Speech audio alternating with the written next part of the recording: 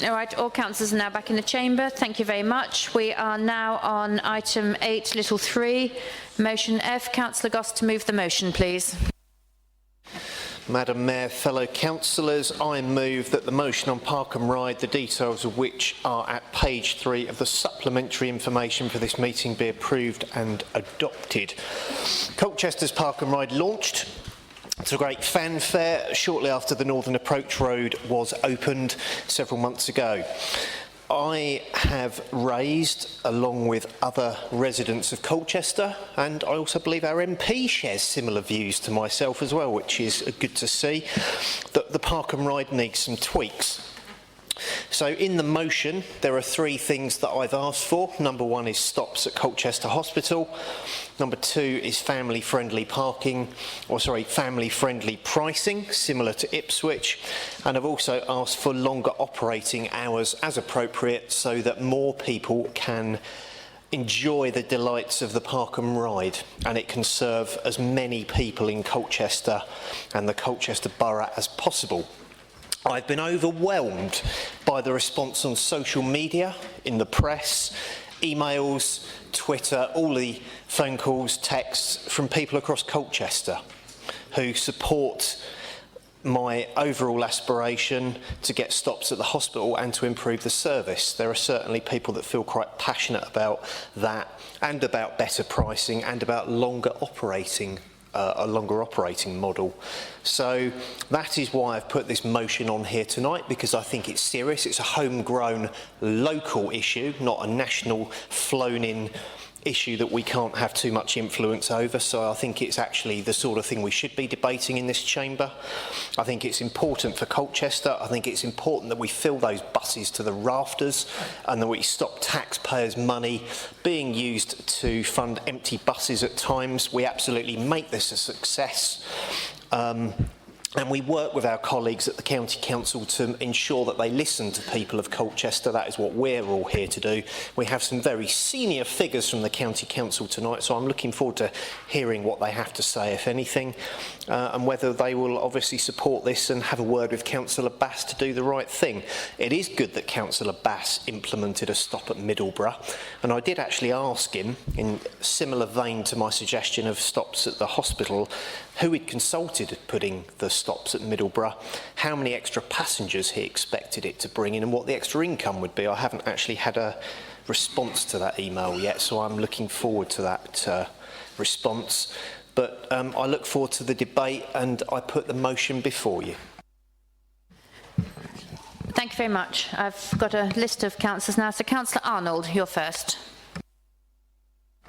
Thank you, Madam Mayor. We opened this meeting, you opened this meeting of Council, Madam Mayor, by reference to Alderman Wesley Sanford, quite rightly. And those of us who had known him over a long time know that he had a series of jests about Colchester, which he would trot out from time to time. And one of the characteristics that he spoke about was the fact that we have a bypass going through the middle of the town. In the days when he first knew it, I suppose 1933, when the Avenue of Remembrance opened, it was a bypass, and it wasn't particularly in the middle of the town. And I first knew it in the 1960s, and it was reasonably free running. These days, nobody in their right mind would regard the Avenue of Remembrance as a bypass, because we've cluttered it up. It's interesting that the bus laybys on it are not used by any buses. When I had some transport interest in this authority and talked to bus companies, I can remember one of the operators saying, actually, we wouldn't put a bus down Cowdray Avenue because you could lose it down there for an entire hour.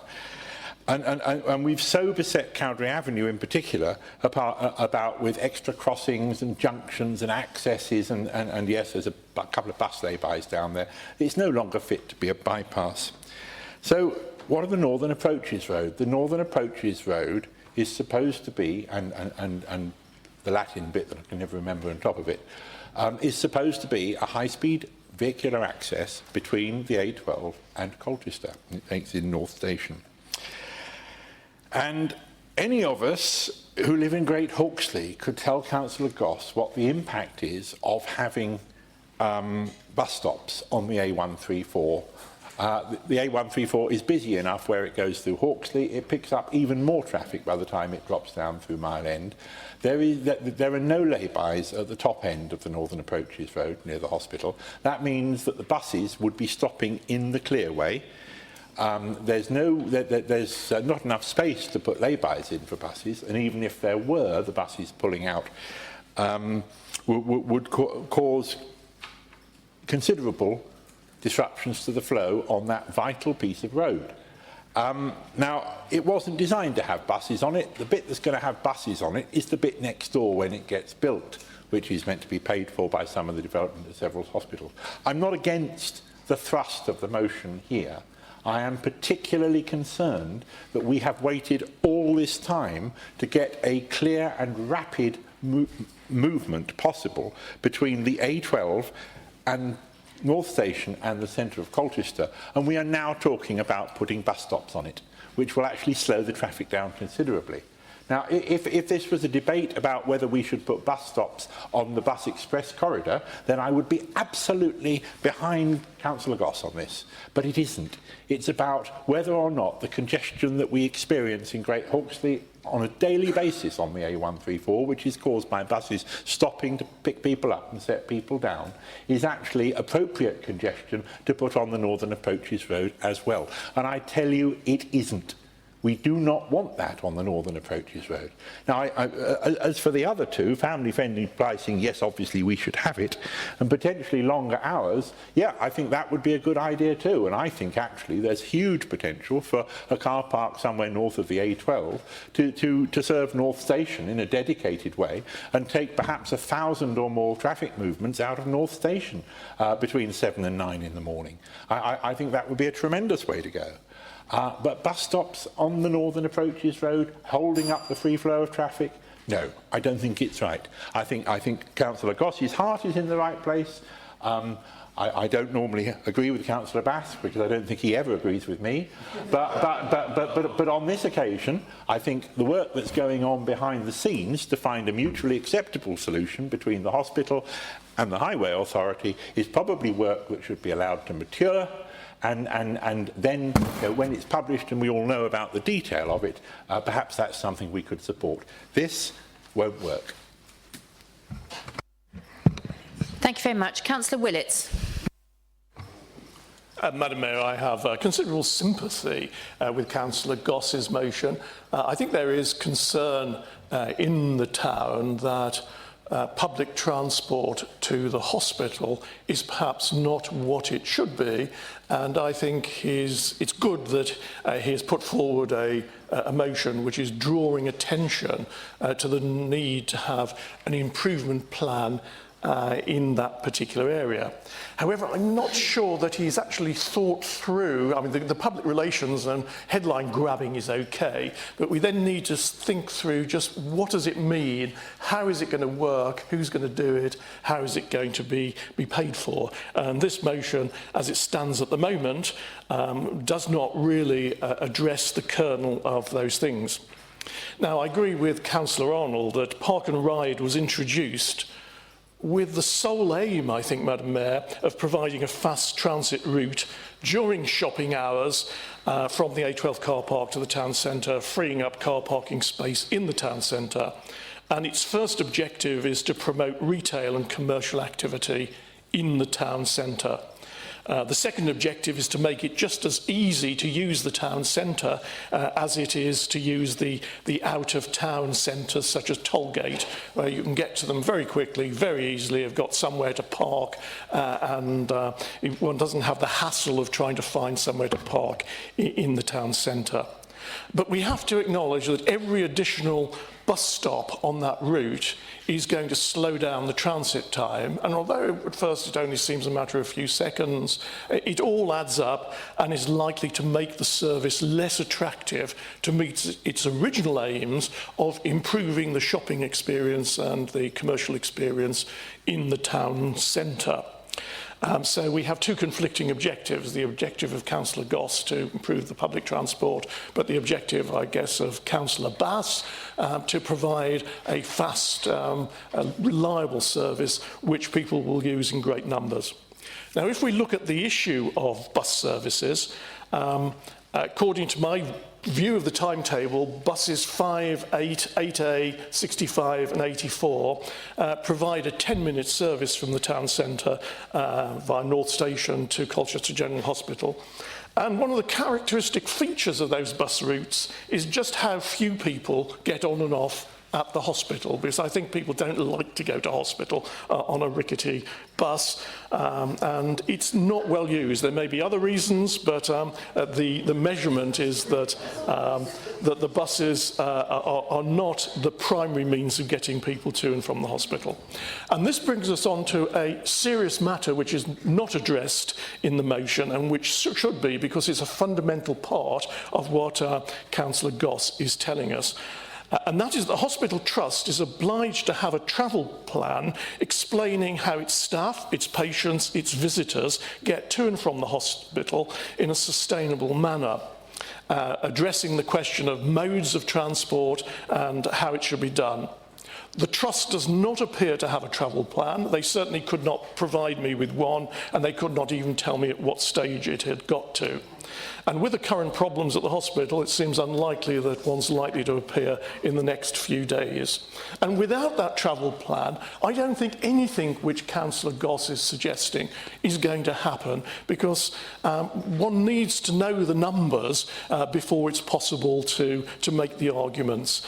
And if we're talking about extending the hours of park and ride, which will come with a significant cost, and the hospital, of course, works 24 hours a day, 7 days a week, the costs would be considerable. And he doesn't say in his motion where the line is to be drawn.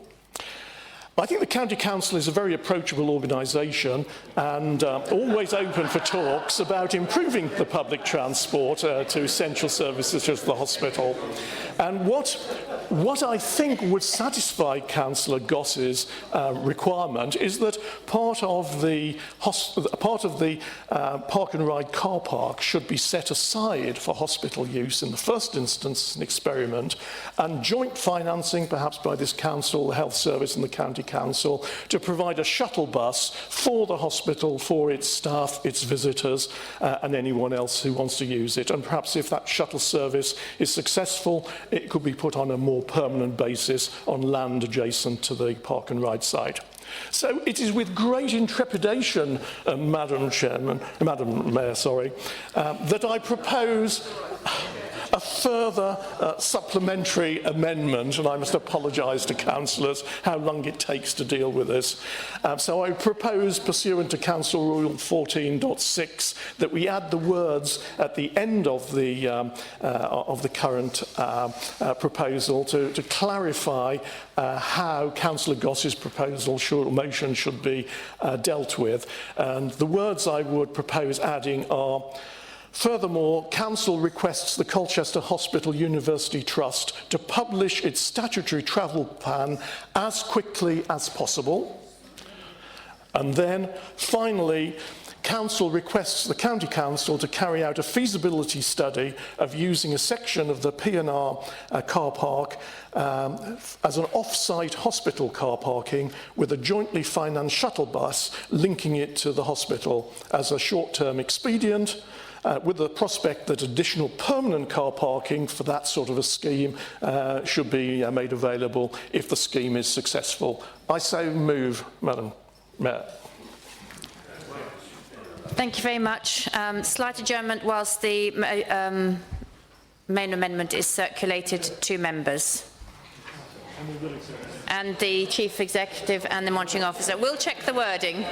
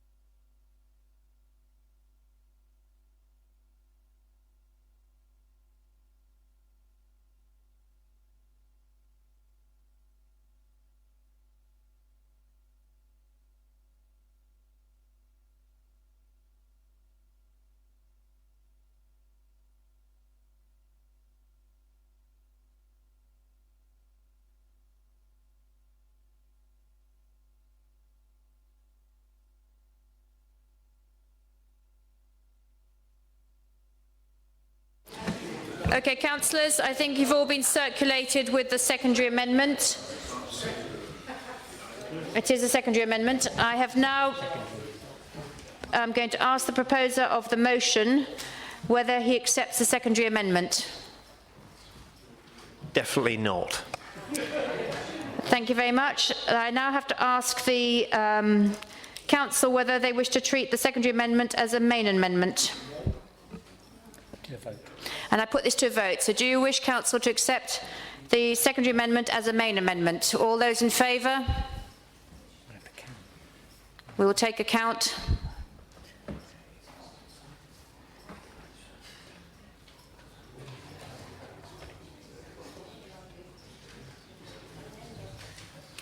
All those against?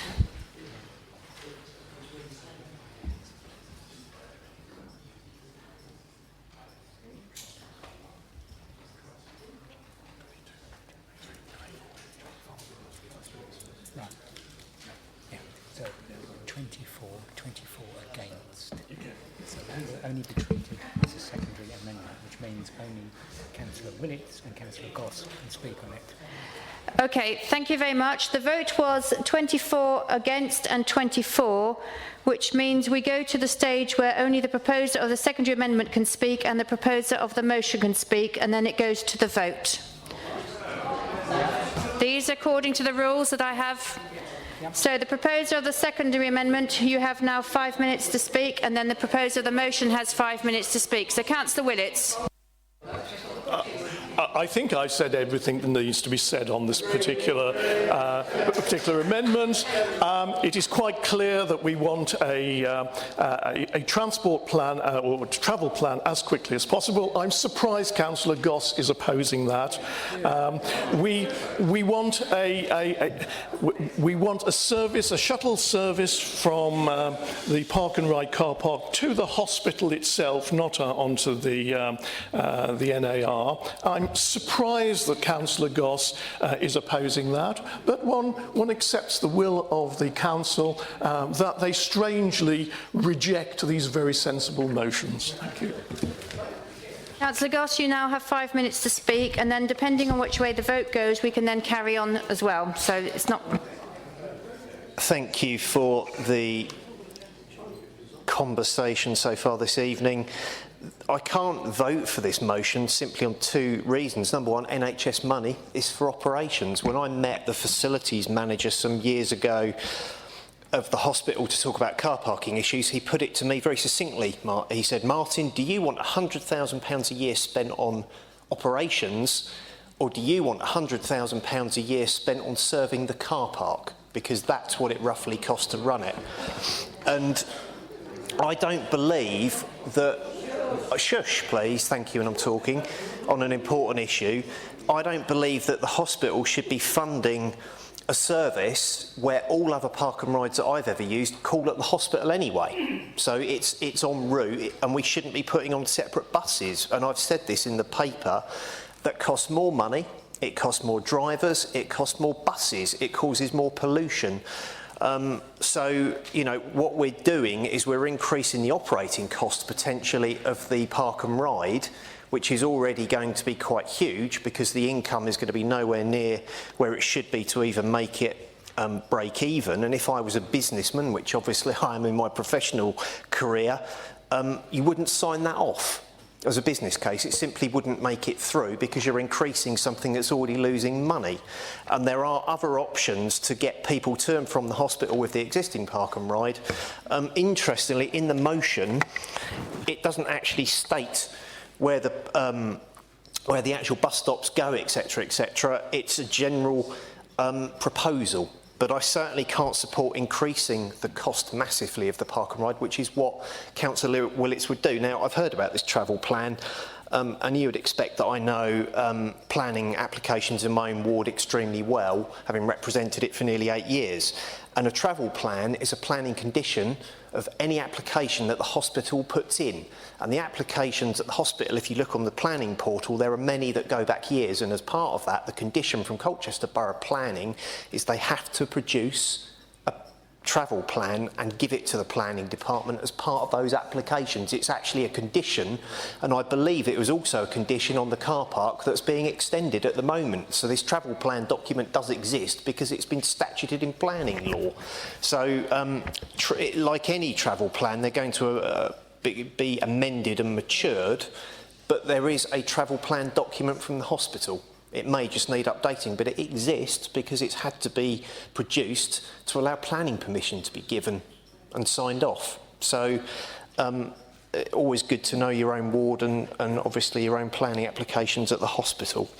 So as it stands, the motion isn't going to be changed, and I believe there is a cost-effective, workable solution to trial bus stops on the Northern Approach Road if that's where they choose to put them. Interestingly, two councillors that have already spoken mentioned that the time to get the buses into town would increase, but of course Councillor Bass has already done that by putting a stop at Middleborough, but he hasn't consulted anybody or produced any information to support that. Although I do think it's a vital stop, the same would be on the Northern Approach Road. There is no feasibility study for Middleborough that I know of, so I think that argument's quite weak, to be perfectly honest. So I stand by this motion, as do many residents in Colchester that support the work I've been doing on it. Point of order, Madam Mayor, if I may. I had planned to speak, and I'm not going to make this long because it's a point of order. It'll be very brief. Can I just stop you there, Councillor Bentley? I want to know what breach of council procedure rules you are going to ask your point of order on. Well, the point of order I'd like to make is about this motion because it's critically important. I'm surprised if this is the rules of this council to stop debate on something that's so critical. When we had a very long debate, laudable as it was, on we are not stopping debate, Councillor Bentley. We are going to be having a vote. You just said only the two speakers to speak. We're going to have a vote on the secondary amendment only. In that case, I'll withdraw that. I'm sorry, I wasn't clear on Then the debate carries on afterwards, depending on the vote on the secondary amendment only.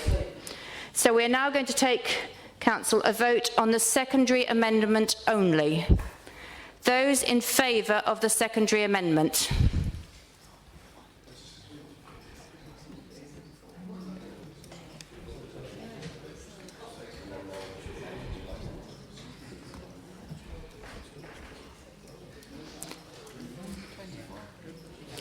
Those against the secondary amendment?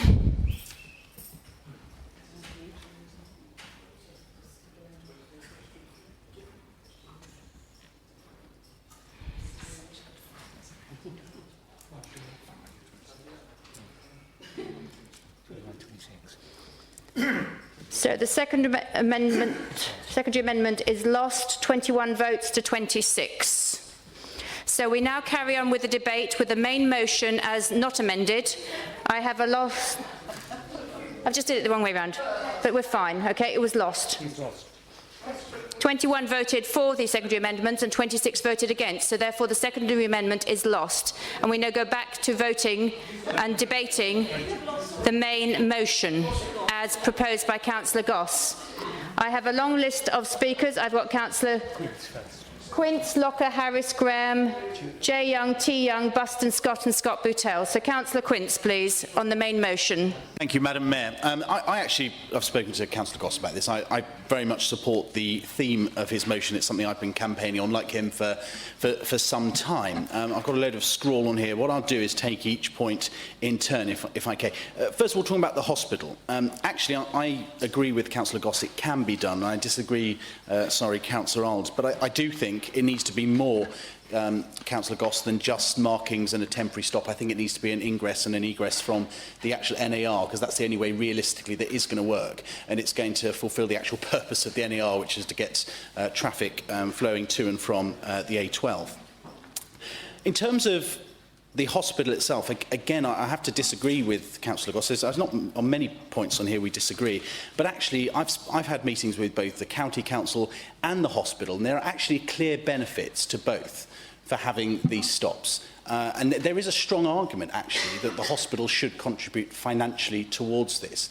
And it's not even... I take the point you make about hospitals being there in place for their core purpose. But don't forget, they do make a lot of money from car parking as well. But don't forget, there is also a cost to staff parking. You know, for example, are we putting off staff coming to Colchester General Hospital because of the inability to park? How many missed appointments are there? I mean, I know myself, I've been queuing outside and have missed appointments despite getting there 20-25 minutes before the appointment. There is a cost to the NHS for doing that. Likewise, queues at the car park leading out onto Turner Road. You know, this is causing congestion. There is a clear cost. So there is a win-win there, and there is an argument for a joint funding for that particular stop. And I've been working with both the hospital and indeed the County Council to try and make that happen. Moving on to the second point, which is family-friendly pricing, I entirely agree. The third point, on longer operating hours to maximise, you know, as somebody that's coming in and out of London myself, I totally agree. The only change I'd make is take out the potentially, because actually there's no question about it being a potential. I think it's a no-brainer. And actually, it's not just about reducing traffic in our town centre, it's about reducing traffic around North Station, which is the key pinch point in this town, and that would certainly do that. Just coming back to the hospital, and I know there is a keenness in this authority to what I call the BB, blame Bass, and you know, it's quite easy to do, but in this case I don't think it's actually very fair. This is more an issue about, you know, I think in Colchester I found there is always a reason for us not to do something. It's always come up with this all the time. There's lots of reasons not to do something. But in this case, we've just got to find a reason to make it happen. And in this case, I think it's about banging two heads together, and that happens to be the County Council and the hospital, and making it happen. Coming on to the issue of who should pay, I mean, I saw Councillor Goss waving his chequebook, and I must admit, having sat on the local highways panel in the past, I was feeling very sorry for Mrs. Goss, because I haven't seen any bus stops come in for less than a few £1,000s, and certainly one involving an ingress or an egress. So, but there is a serious point about that. There is. Sorry for Mrs. Goss. I do. That's uncalled for. But you know, all I would say is be careful what you wish for, because actually, if we're being realistic, the cost of this is going to be substantial. And that doesn't mean we shouldn't do it. It's just about getting the right finance package and working out the benefits to who. And I think there are genuinely benefits for the hospital, and there are genuine benefits for the borough and indeed the County Council, and there's a very strong argument to make it happen. So there is work in progress. I'm talking to the hospital, I'm talking to the County Council, but as Councillor Bentley rightly points out, there are documents at the moment that's missing. We've got to make the case. We've got to make the case for the hospital. We've got to make the case for the County Council. That work is being done. I've asked for full costings from the County Council for what those full stops would cost, and I'll happily share those with Councillor Goss when they come over, not so you can foot the bill, but more that we can actually put the case to the hospital and indeed the County Council and try and actually broker, for want of a better phrase, a deal that's going to make this happen. So I would say let's not find another reason not to do this. Let's find all the reasons, there are many, to do it, and let's make it happen. Councillor Locker. Thank you, Madam Mayor. First of all, I'd actually like to congratulate Councillor Goss for bringing up the issue of bus stops for the park and ride at the hospital. And in particular, to echo what my colleague Will Quince was saying, I was delighted to read that he is willing to save the taxpayer a little bit of cash by paying for the bus stops himself. Now, I've looked into the matter, and I've discovered that the two new bus stops recently installed near the Angel Pub at Heckford Bridge cost the County Council £2,500 each. But before he writes his cheque for £5,000, I have to point out that the bus stops that he requests, and I'm totally in agreement with Councillor Arnold, will need lay-bys. Otherwise, we're going to get the wrath of our shared residents in Mile End, as they see the congestion piling up the Northern Approach Road once again, something that Councillor Goss has campaigned on many times in the past.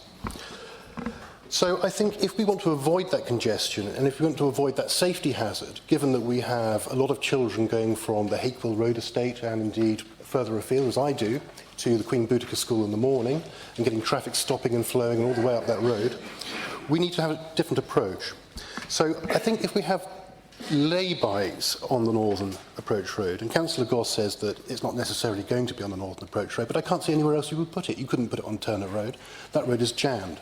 So unless he's kind of suggesting some sort of air shuttle. I don't really know where else they're going to go if it's going to stop at the hospital. But if those lay-bys are going to be put in before that new bus lane is built, I think it's going to incur potentially the cost of compulsorily buying hospital land as we bash into the perimeter to create those lay-bys. And I think we need to do the job properly. So I think rather than, Councillor Goss reaching for his chequebook and writing something like £450,000 to fund this project, what I would very much like to see is a proper approach to creating the job properly. And I think that needs to be done by working with the County Council, working with the hospital to find a solution, rather than demanding that the County Council provide this particular plan, which, as much as I admire the overall concept of it, and I think it's needed, I don't think it's at all thought through. However, when it comes to family-friendly pricing, I think, yes, it's a no-brainer. I think the pricing structure on the park and ride doesn't work at all. I think it actually puts off people coming to town to enjoy our facilities and to enjoy our shops. And I have an open mind again about longer operating hours, though I would like to see a vibrant town centre and that park and ride filled with people from outside town rather than those within it. So I think on this particular motion, whilst I actually do very strongly agree with seeing stops in the future at the hospital, I don't think this is the right way to go about it, so therefore I'm going to abstain. Thank you very much. Councillor Harris. Thank you, Madam Mayor. Rising to support this motion, Councillor Goss, very strongly. Like him and like about other people, I like to think I've got my finger on the pulse around some of my area as a hands-on councillor. And like him, I've had several people mention this to me, not least of which was a large meeting of the bus users group that I attended recently, who actually voiced exactly that, Councillor Goss. So they actually fully support that idea. They couldn't see why it hadn't been built into it in the first place. However, but we are where we are. I mean, tweaks, you talked about tweaks, I think, and I agree with you totally. There's some tweaks that got to happen. We never expected Park and Ride, I suppose, to be absolutely spot on from the start.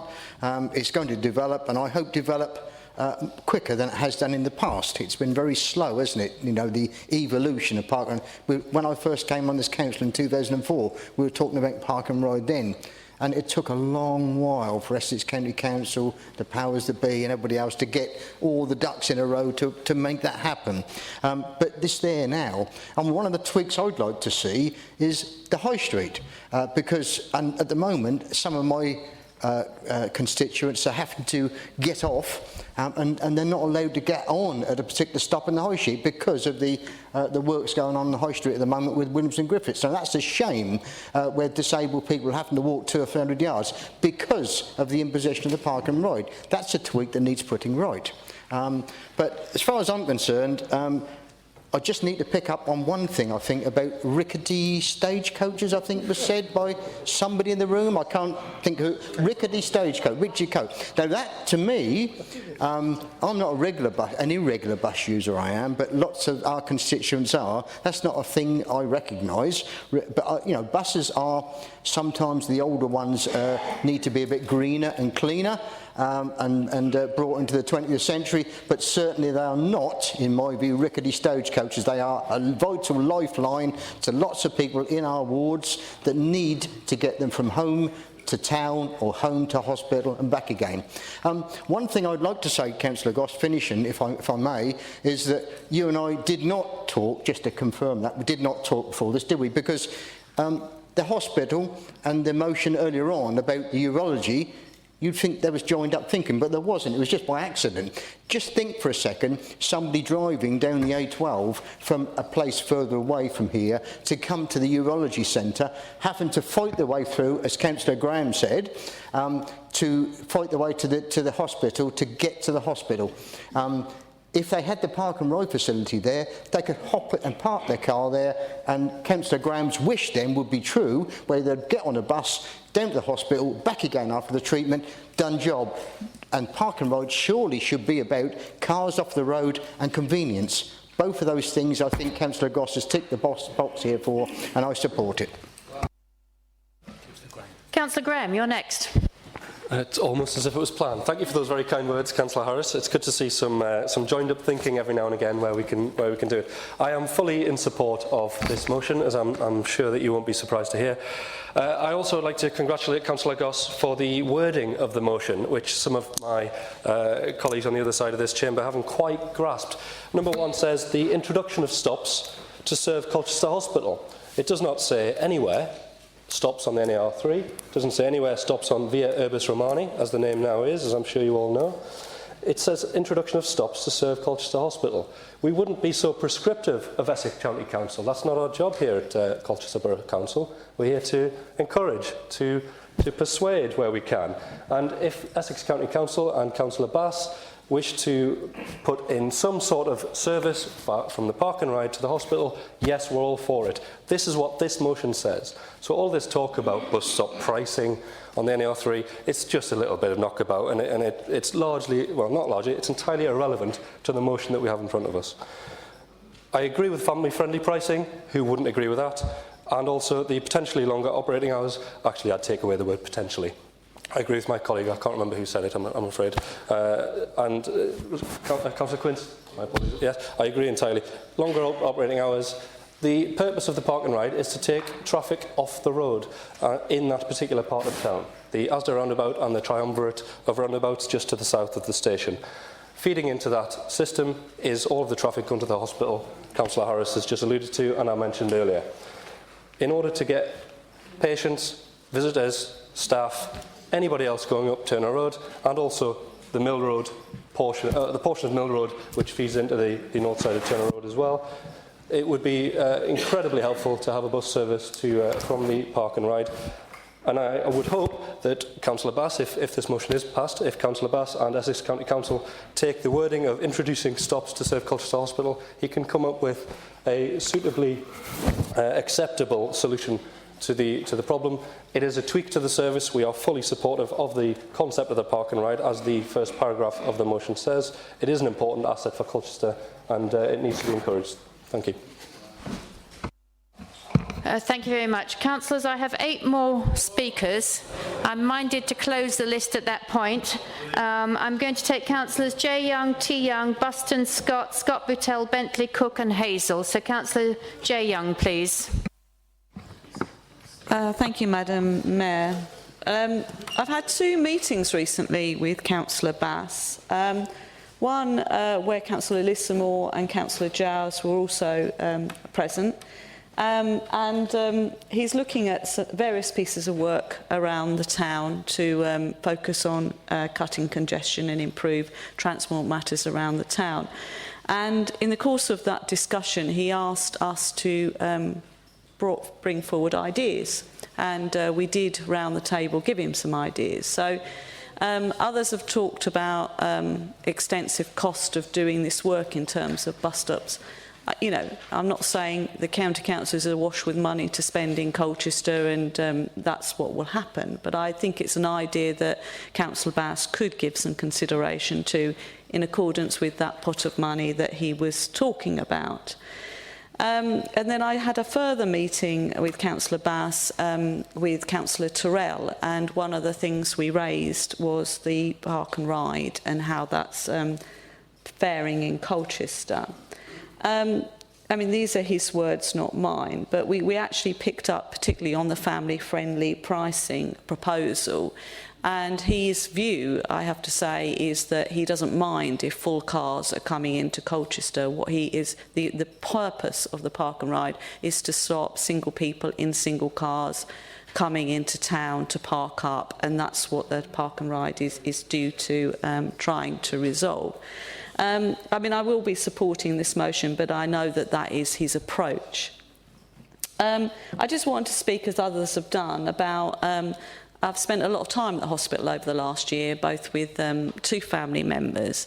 And if you're going through extensive period of treatment at the hospital, I can only tell you that some of those visits can be very stressful. And I know, particularly for my brother anyway, queuing up to get in the car park really does add to the stress of that experience. So anything that we can do to alleviate that stress, I think we ought to be doing. but I also share concerns about passing on the costs of that onto the NHS, who frankly are up against it at the moment, finding money to treat patients. I also support the proposal to do longer operating hours, because clearly if you're a commuter, that would be a fantastic opportunity to drive with relative ease to the park and ride site and get that connection to the railway station and get away swiftly on your journey. So I think that that would be something that would be of great benefit. The other thing I want to touch on is about the rickety buses, and I think Councillor Bass is on a bit of a quest to actually improve the bus experience in Colchester, and I know he's spent a lot of time looking at that. So, I mean, I have been on the odd bus that I have to say is pretty rickety and is noisy. And I think it is in direct comparison with the quality of buses that are on the park and ride route. So I think as an aspiration in Colchester, we ought to be looking for a quality bus service to the standard of the park and ride buses that are operating in the town. I share the concerns that Councillor Harris has raised about the changes in the high street. I think it was only today, as I tried to navigate out of West Stockwell Street, and the queue of buses that were parking up outside the Hippodrome meant that one bus was actually overhanging this road, so it couldn't actually get out onto the main high street. So I do think as the system beds in, we will need to look again at how that is operating on the high street, because I think there is a huge amount of resource being allowed in terms of the lay-by for the park and ride buses, but I think that has shunted a huge amount of buses down to the other end, which is causing congestion problems in that locality and also leads to a longer walk for those services that used to get off outside the co-op bank and now have to walk down to the George. So I think as a town we ought to look at that and see how we can make changes around that. Yeah, so that's it, Chair. Thank you very much. Not Chair. Thank you very much. Councillor T. Young, please. Yeah, thank you, Madam Mayor.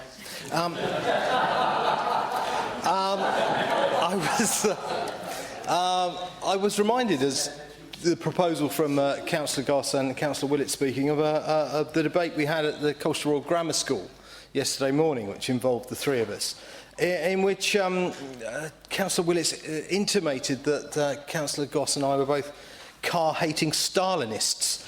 And I was picked up from the grammar school by my son, and he said, "How did that go?" And I said, "Well, it was all right, but the Conservative group leader intimated I was a car-hating Stalinist," to which my son replied, "That's not fair, Dad, you don't hate cars." out of the mouths of babes and sucklings. And he's absolutely right. I don't hate cars, but I do like buses. I support buses. I support public transport. I think the main reason is because Margaret Thatcher hated buses and trains, so that's the reason I like them so much. Rickety or otherwise, and I do think there is an issue with some of the buses, although some of the others have improved. I think the bus operators are putting new buses on our streets, and that can only be welcomed. The first line of Councillor Goss's motion I like very much, because it welcomes and celebrates that we've got park and ride at all, and we've been waiting for it for decades in Colchester. Even before I was on this council, it was Labour group policy to have park and ride in Colchester, and so I'm glad it's here. In fact, the other reason I welcome it is because Councillor Goss has obviously been reading the Labour manifesto for this year's elections, where we encourage the County Council to extend park and ride facilities in Colchester and to introduce a hospital bus stop for park and ride. So well done, Councillor Goss, reading our manifesto. And I'm also, of course, warming to this motion for the fact that it includes the word Ipswich. Now, I think the reason that we should support this motion is because Councillor Goss is absolutely right. I presume a number of us have had emails and on social media supporting this very much indeed. It is wanted by the majority of Colchester residents. So if we're reflecting public opinion in this chamber, And we do need to lead, not necessarily follow public opinion, but I think on this issue, it is very much wanted across the borough, because it will affect people across the borough. Councillor Harris said his constituents want it. We've been contacted by our constituents who are very much in favour of it. So I think all 3 points are very well made, and we've got Park and Ride. We should celebrate that. We now need to improve and develop it. And I think we should call on Essex County Council and the portfolio holder, who's, as has already been mentioned, known for his approachability, his listening skills and his ability to compromise. And we should ask him to take into account the views of this council, which I hope this motion gets supported tonight. And of course he has, as Councillor Goss mentioned, already set the precedent of adding a stop at Middleborough, which was very much welcomed and very much needed. So I hope he will listen to us on this occasion. The one part I don't agree with Councillor Goss is when he said these are the sorts of motions we should be debating. He's absolutely right, but we should be debating motions that are very local like this one, regional, national or international, if they affect Colchester and its residents, because that's who we represent. So let's not limit ourselves to what we debate on this chamber. I think we've had some very good debates tonight. I think the standard debate has been excellent, and I hope you support this motion tonight. Thank you very much. Councillor Buston. Madam Mayor, thank you very much indeed. I commend Councillor Goss for bringing the motion before this council. I would say in almost whatever form it takes. And I say that because this is a subject that everyone in the town knows about and has got a view upon, whether it is a well-informed view or whether it is not a well-informed view. Everybody's got a view on this because everybody visits at some stage or other our hospital. And just for a second, I'd like to crave Madam Mayor's indulgence, and I'd like to quickly take a couple of straw polls, if I may. May I do that? Not really, I think, Councillor Buston. Please, can you just carry on with the debate? In which case, I will say what I was going to say, and I won't take the straw poll. I was going to ask members, and there's no political allegiance in this at all, how many of you over the last 5 years have had to use our hospital? I won't ask you to vote because the Mayor has asked me not to, and I won't. Oh, okay, there we are. And for whatever reason, whether it be to have yourself MOT'd or whatever you're going to do, or to visit a relative sick in hospital. The second thing I was going to ask is how many of us, and I count myself in this, have gone on the bus? Well done. There's one. All right, slack handful. How many of us? Not a lot. Please keep to the debate, please, Councillor Buston. What I was going to say is how many of us went in our cars, and I would imagine there'll be a forest of hands goes up. And that is the underlying problem, sadly, that our hospital faces and what causes the majority of the problem. And I suggest that that is one of the deeply underlying points that we really need to get to grips with and try and consider and try to help the Area Health Authority get to grips with that problem. They've done so elsewhere in other places. You go to Broomfield, multi-storey car park, etc., etc., etc. I know this is an old chestnut, but nonetheless it's one that we, as representing the folk of Colchester, need to get a grip of.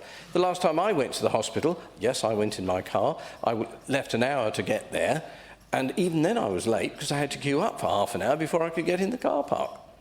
And this is essentially one of the problems. Perhaps I need a smack over the wrist so I shouldn't have gone in the car, but nonetheless, there are lots of buses that already go to the hospital, as Councillor Willits pointed out. So it's not a lack of buses that go to the hospital, it's the fact that at the moment, for whatever reason, folk really don't want to use them. So that is another issue. However, getting back to the case in point, and I know this because this is part of the job that I do, part of the land that is adjacent to the Hakewell Road estate is actually a separate carriageway that was laid aside that was going to be part of a bus lane that was going to be part of the Northern Approaches route. That, for whatever reason, I'd imagine it's money, has not yet been developed.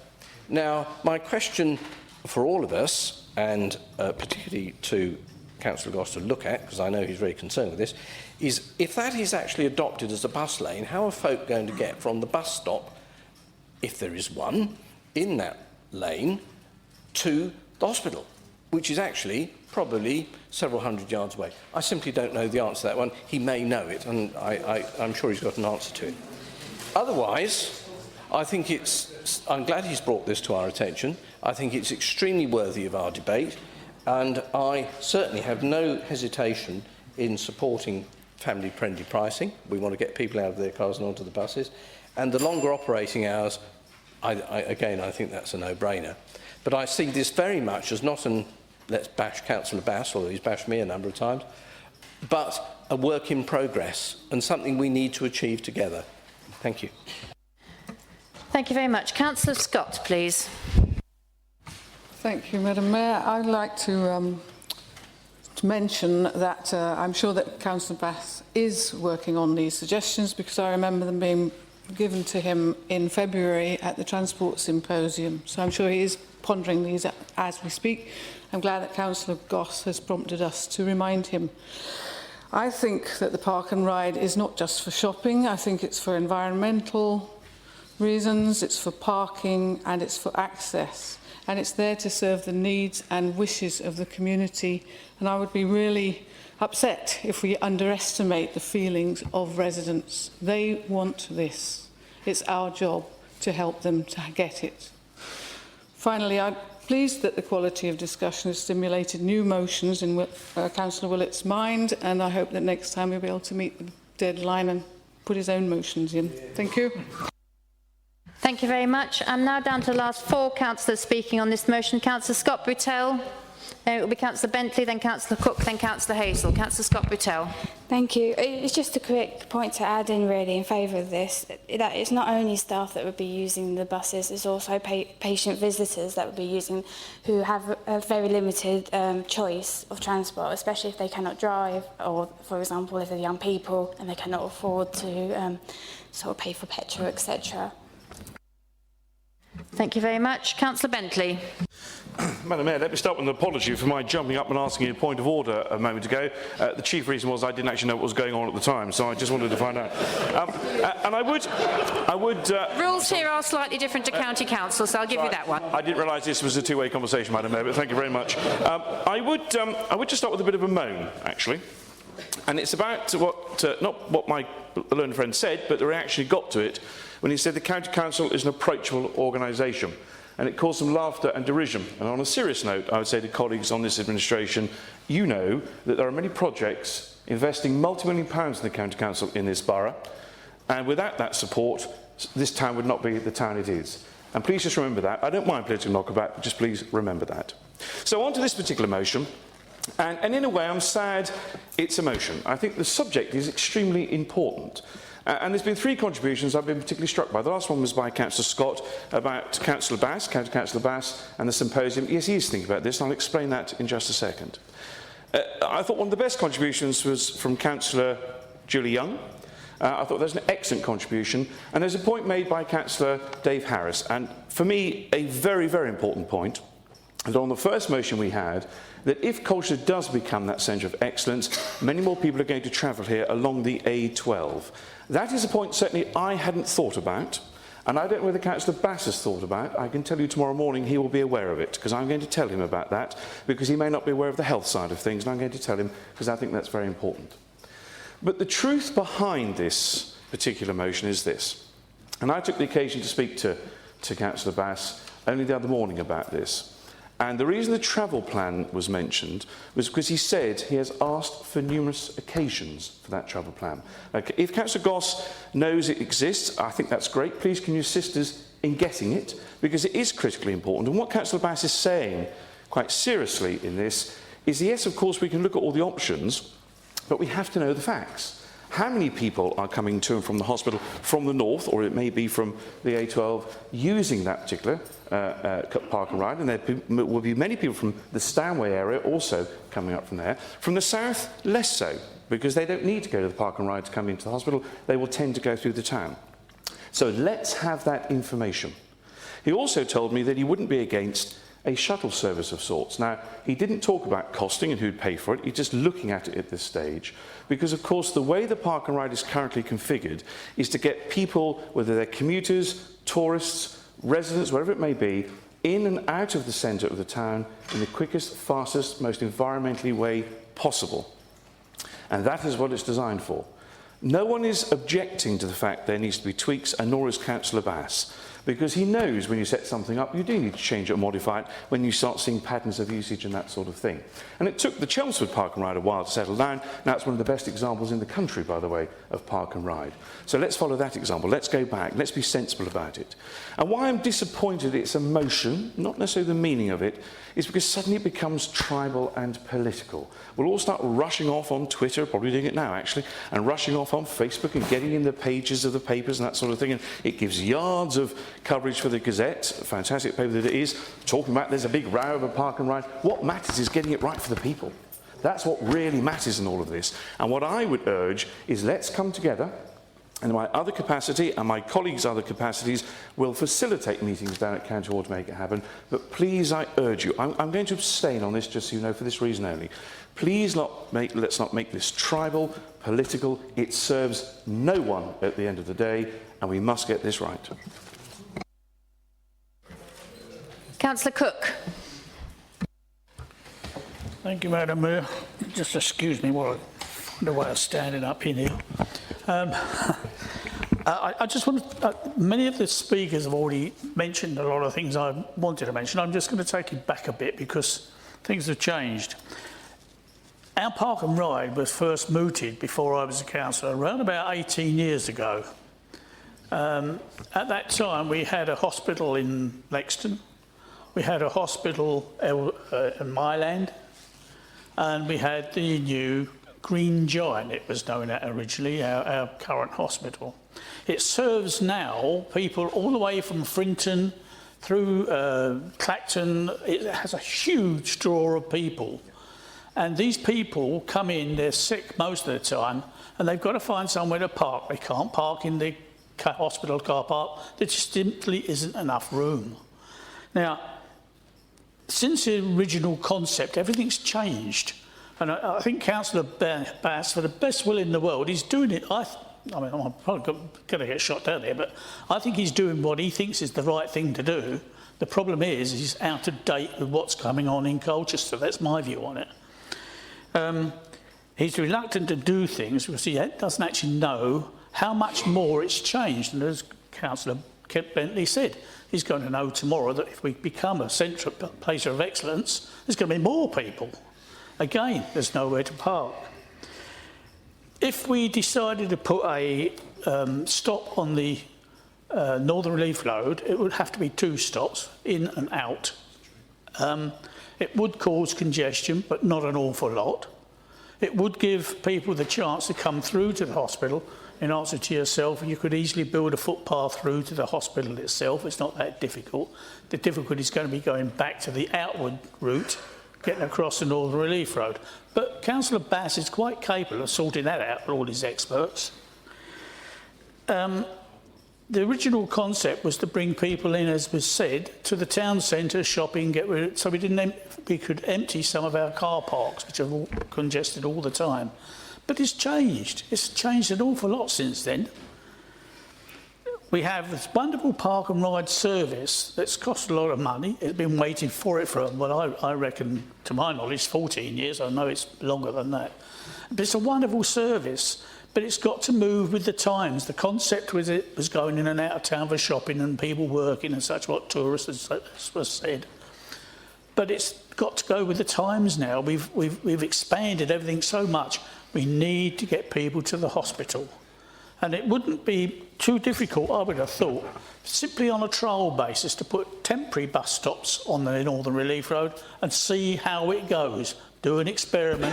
And if it don't work, then fine, we've tried. But if it does work, then we can start thinking again how we upgrade our Northern Relief Road to service the hospital as well. It's vitally important when you're dying of cancer, you don't want to be queuing up at a car park to try and get into the hospital. That's what I think about it all. Well done, Barris. Well done. Thank you very much. Councillor Hazel. Thank you very much, Madam Mayor. I'm really disappointed that Councillor Goss felt unable to support Councillor Willett's motion, because had he done so, I would have been able to support that motion. I fully agree with family-friendly pricing, and I agree totally that the park and ride should start much earlier. Most commuters are in Colchester Station by 7 a.m. and very often don't get home until 8 o'clock or beyond, so I support that. Councillor Graham's comments that Councillor Goss's motion doesn't mention where the shops should go. Sorry, the stops should go. Shops should go. Don't put my teeth back. Councillor Willett's amendment actually clarified that point, and he also, in it, provided much-needed car parking. I would have thought a bespoke shuttle bus service purely for the hospital from that park and ride site would actually far better benefit those who are sick and those who are visiting. So because Councillor Goss could not accept that amendment, I regretfully must not vote for it. Thank you. Thank you, Madam Mayor. Thank you very much. Councillor Goss, it's up to you to sum up. You do have 10 minutes, but I'm sure the council would appreciate if you didn't take 10 minutes. Brevity was never in my vocabulary. I think there's been some interesting points made, and I think when writing this motion, whatever coverage the Gazette may have given to different solutions, what we didn't do in that motion on purpose was solutionise. What we did was basically put ways of potentially improving the park and ride, and it is ultimately up to the Highway Authority, who have the engineers and the experts, to decide where those stops go.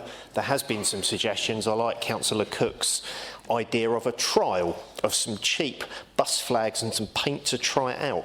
One of the things Councillor Locker mentioned, which was interesting and obviously something I'm aware of, is the crossing of parents, children who walk down Hakewell Way, not Hakewell Road, as several councillors mentioned. And we actually did campaign some years ago to try and get a safer crossing in that area, because all you've got is a traffic island. Now, you'll be very pleased to know I've already put a proposal or a piece of paper into the highway panel for them to look at that and look at a better costed crossing exactly for those parents. But there is already a crossing on the Northern Approach Road and a pathway to the hospital that's been there for a decade. I lived in Dickinson Road for 7 years. I lived on that estate. I saw it grow.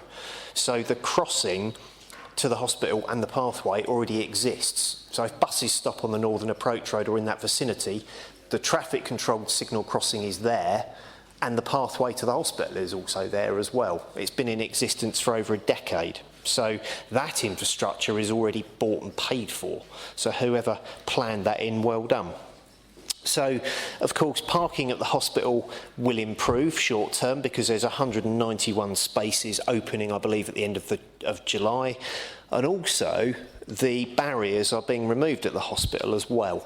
The hospital has never, ever, ever wanted to build a multi-storey car park, despite what may or may not have been put in the press. I have it in writing that they have no desire to do so and never have done. So that isn't going to happen.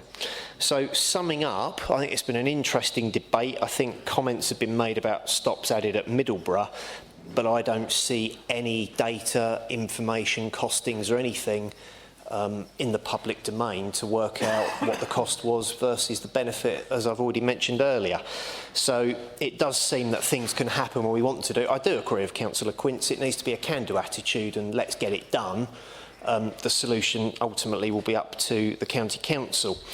But I certainly can't agree with the hospital paying when it's already in dire straits. I think it's borrowing something like £26 million at the moment, just, or even higher than that, just to pay its staff. So I don't think it's going to have money to be paying for bus stops or mini buses or any other possible solutions that have been suggested. So it's disappointing we can't all support the motion. We kept it simple on purpose to try and not solutionise, as I mentioned. And obviously I look forward to what Councillor Bass and the hospital may or may not come up with. So I am happy to take the word potentially out of line 3 if people so wish, I'm happy to propose that. Not that it makes too much difference, but I'm happy to do that, but the motion can stand as it is. I'm also going to go for a named vote.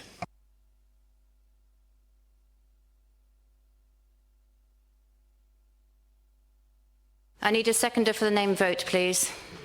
Councillor Hogg. So, Councillor, we'll now vote on this motion. There will be a named vote, and the monitoring officer will call out the names as listed.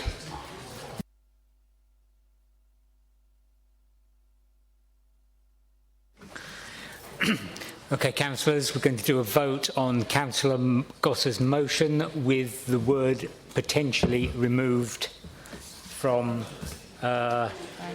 number 3. Yeah, okay. Councillor Barton. For. For. Councillor Bentley. Abstain. Abstain. Councillor Blundell. Not voting. Abstain. Councillor Bourne. For. Councillor Buston. Sadly, abstain. Abstain. Councillor Chapman. For. For. Councillor Chillingworth. Abstain. Councillor Chua. For. Councillor Cook. For. Councillor Cope. For. Councillor Corey. For. Councillor Davidson. Abstain. Councillor Elliott. Abstain. Councillor Feltham. For. Councillor Frame. For. Councillor Gamble. For. Councillor Goss. For. Councillor Graham. For. Councillor Hardy. Abstain. Abstain. Councillor Harrington. For. Councillor Harris. For. Councillor Havis. For. Councillor Hayes. For. Councillor Hazel. Abstain. Abstain. Councillor P. Higgins. For. Councillor Hogg. For. Councillor Jarvis. Abstain. Abstaining. Councillor Jowers. Not voting. Councillor Knight. For. Councillor Laws. For. Councillor Lilly.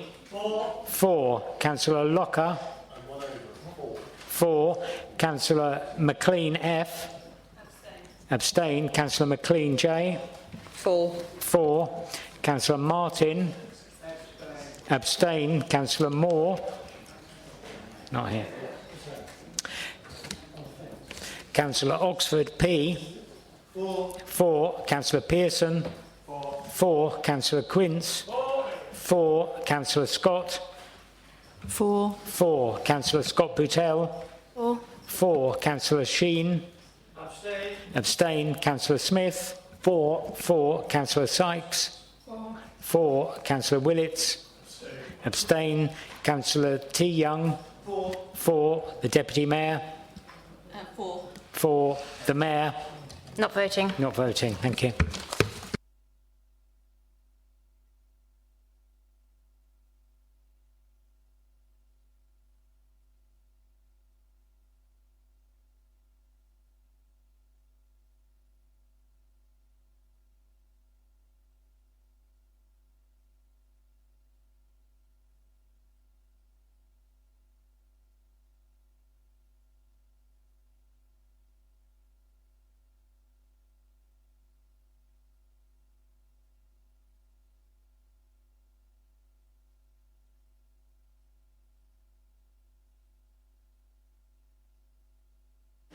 Okay, councillors, the results for the motion were 32 for and 15 abstaining, with nobody against. So the motion is carried. Can I just say, as one thing from the Mayor's point of view, the Mayor being a cyclist, no mention was mentioned about cyclists, so maybe this could also be reported back to Councillor Bass. Right, we now move on to motion 8(4), budget statement. I do believe Councillor Quince has to leave the chamber again.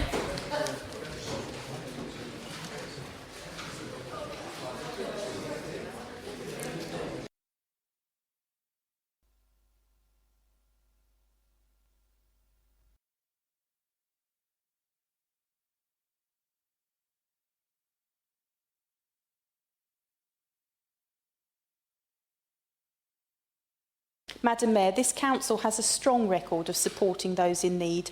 Over the years, we have shifted our resources in order to react to circumstances in our locality.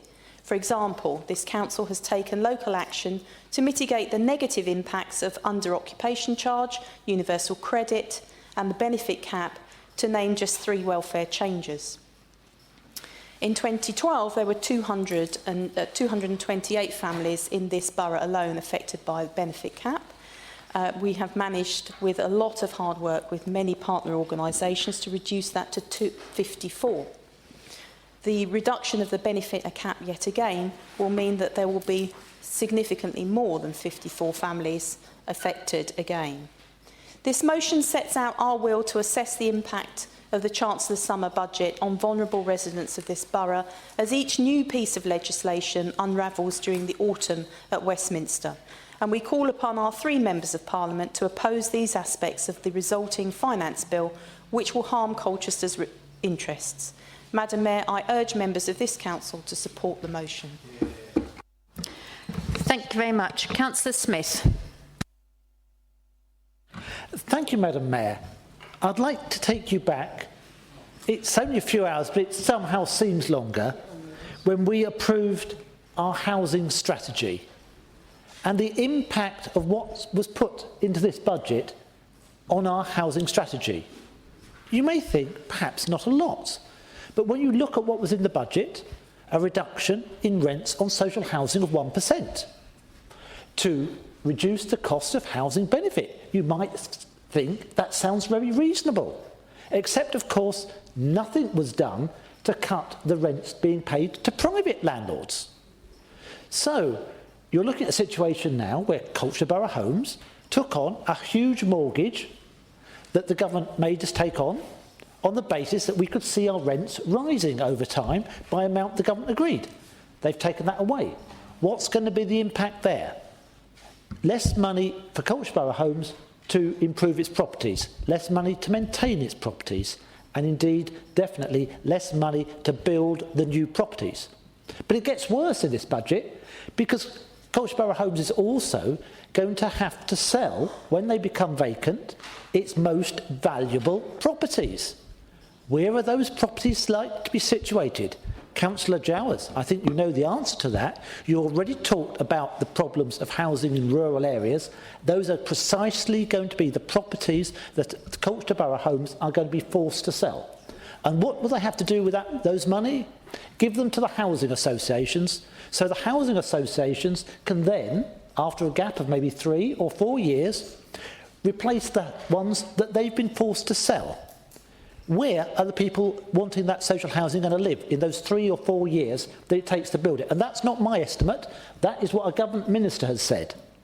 So we're seeing a housing situation that really doesn't make sense. But there's more in housing on the budget, because whilst it's hurting those at the bottom, those at the top, those with properties worth £1 million, they're going to get an inheritance tax break.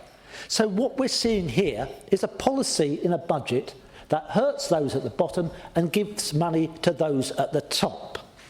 And that brings me on to something else that was raised this day in this council chamber: equality in Colchester and income equality in Colchester. We talked a lot about trying to help people in Colchester, but what is the budget doing? Very, very little. Massive cuts in benefits for working families. But of course, it's not all bad news for the working families, because if you cut their child benefits, they'll get more council tax benefit, which is of course not paid by central government anymore, but paid by councils, like Colchester Borough Council. So actually, Mr Osborne, you've done a really clever move here. You're moving all manner of expense from central government to local government. And someone else will then have to pick up the tab. But there are other people in the budget, of course, who are getting helped. Higher rate taxpayers getting tax cuts. Are we starting to see a pattern here with this Tory budget?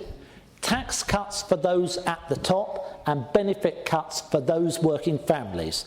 I think, councillors, that is why this budget is deplorable and why it should be thoroughly opposed. and why I would call on all our MPs to do what's right for Colchester and what's right for their party. Thank you very much. Councillor P. Higgins. Thank you, Madam Mayor. I'm a little bit disappointed that the MPs had to leave the chamber, because I really wanted him to hear what we've got to say. There's two things I want to point out, and I don't particularly want to have a go at the MP. I think we're lucky to have him here, or he's not quite here at the moment. But one was a very specific thing, and one was a general point that Councillor Bourne raised. The specific thing is something I've heard today, but I think it's correct, and I just want people to know that in the current budget, as I understand it, the carbon levy, or the climate change levy, will now be levied upon renewable energy companies. I read that, I thought it was a joke. It's similar to putting an alcohol duty on apple juice. I mean, it makes no sense whatsoever. And it's obviously very damaging. And I tried to find out why the Chancellor had done this. And there's two reasons. One is to raise money, of course. Apparently we'll raise £1 billion, which is, I guess, good in one way, but that's going to be, in effect, a completely unjustifiable, irrational tax on renewable energy. And the second reason seems to be, well, it's foreigners' fault again. Apparently, a lot of the companies that are investing in renewable energy are foreign, and apparently the Chancellor wants to put a stop to that. So I couldn't believe this, and I think it's accurate, and it's just completely unacceptable from my point of view. The second point I want to make was the one raised, and I feel very strongly about this, by Councillor Bourne. I know Councillor Smith had a bit of a go there. The government is taking money from young people and giving it to dead millionaires, in effect. But just the general point, what seems to be happening, and it's perhaps happened in the previous government too, is we're not taking young adults seriously. We're not taking them as adults. They're being treated like teenagers earning pocket money. And what is going to happen now is you'll have one man or woman, 24 years of age, doing exactly the same work as somebody else over 25, and they're not entitled to the same wage. And I can't see how that is fair or reasonable or makes any sense whatsoever. And this is happening so often, we're being inured to it, and we think it's reasonable, and it's absolutely ridiculous. As you know, well, as you may not know, but by the time I was 25, I was married, I had children. Madam Mayor, I think you're in a very similar position. And young adults are very much adults. We had the Beatles referred to. When did they do all their good work? When they were 21, 22. They are adults. They need to be taken seriously. And these laws, which penalise people between 21 and 25, are, in my opinion, completely out of order and should be struck out from any legislation. I just think it's absolutely wrong. Councillor Jarvis. Thank you, Madam Mayor. Not surprisingly, I will not be supporting this motion. However, I would like to say this to the proposer and to the Labour group. You need to take a reality check. You lost the general election because people simply didn't trust your leader, nor did they trust your party with the economy. You need your current interim leader seems to have had a light bulb moment over the weekend and seen where Labour had gone wrong and had proposed a new way forward. Unfortunately, someone came along and turned the light out again. So once again, the Labour leadership is working in the dark. By contrast, the Conservatives won the election by showing that they are the party of working people and that they have a credible plan to eliminate the budget deficit, which at the same time creating a strong economy, which most of us will accept is the only way you can support the most vulnerable in our society. Therefore, the budget by George Osborne recently reflected what we had put in our manifesto and is what the people voted for. It should also be remembered that the people of Colchester voted for a Conservative MP, the first in 18 years, and that locally the Conservatives are now the largest party. This surely is a clear message that they are wanting change and they want the Conservatives to make those changes. This motion is a flimsy attempt to gain some temporary moral ground, and the people will see through it. If you really want to make a position of principle, I would suggest that you cease propping up this failed administration and that the people of Colchester have what they voted for a Conservative-led administration. That would say a lot more about your moral standings than this meaningless Just a motion. reminder, Councillor Jarvis, that we do need to speak to the motion, please. I have just finished, ma'am. Thank you. Councillor Willits, and then I've got, after that, Councillor Harris, Councillor T. Young and Councillor J. Young. And a reminder to speak to the motion, which is yes, about the budget. I don't really know why the Labour group and others are whinging on about the budget, and that is what is in this motion. The Office of Budget Responsibility shows that the richest are now paying a greater share of tax than they did in the year 2010, which I think gives the lie to much of what we've heard, yes, with a bit of help from the Liberal Democrats. And in the budget about which this motion complains, the government is continuing to devote a greater share of state support to the most vulnerable.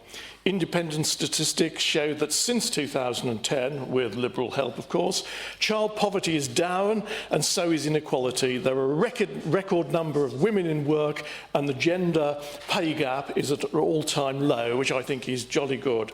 So let us look at one of the issues raised in this motion, the impact of the budget on the under-25s in Colchester.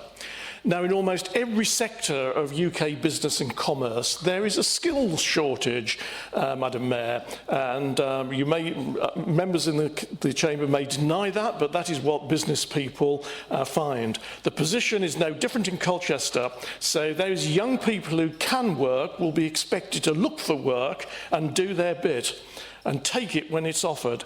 It is not acceptable that in an economy moving towards full employment, some young people see it as their right to leave school and go straight on to benefits for life.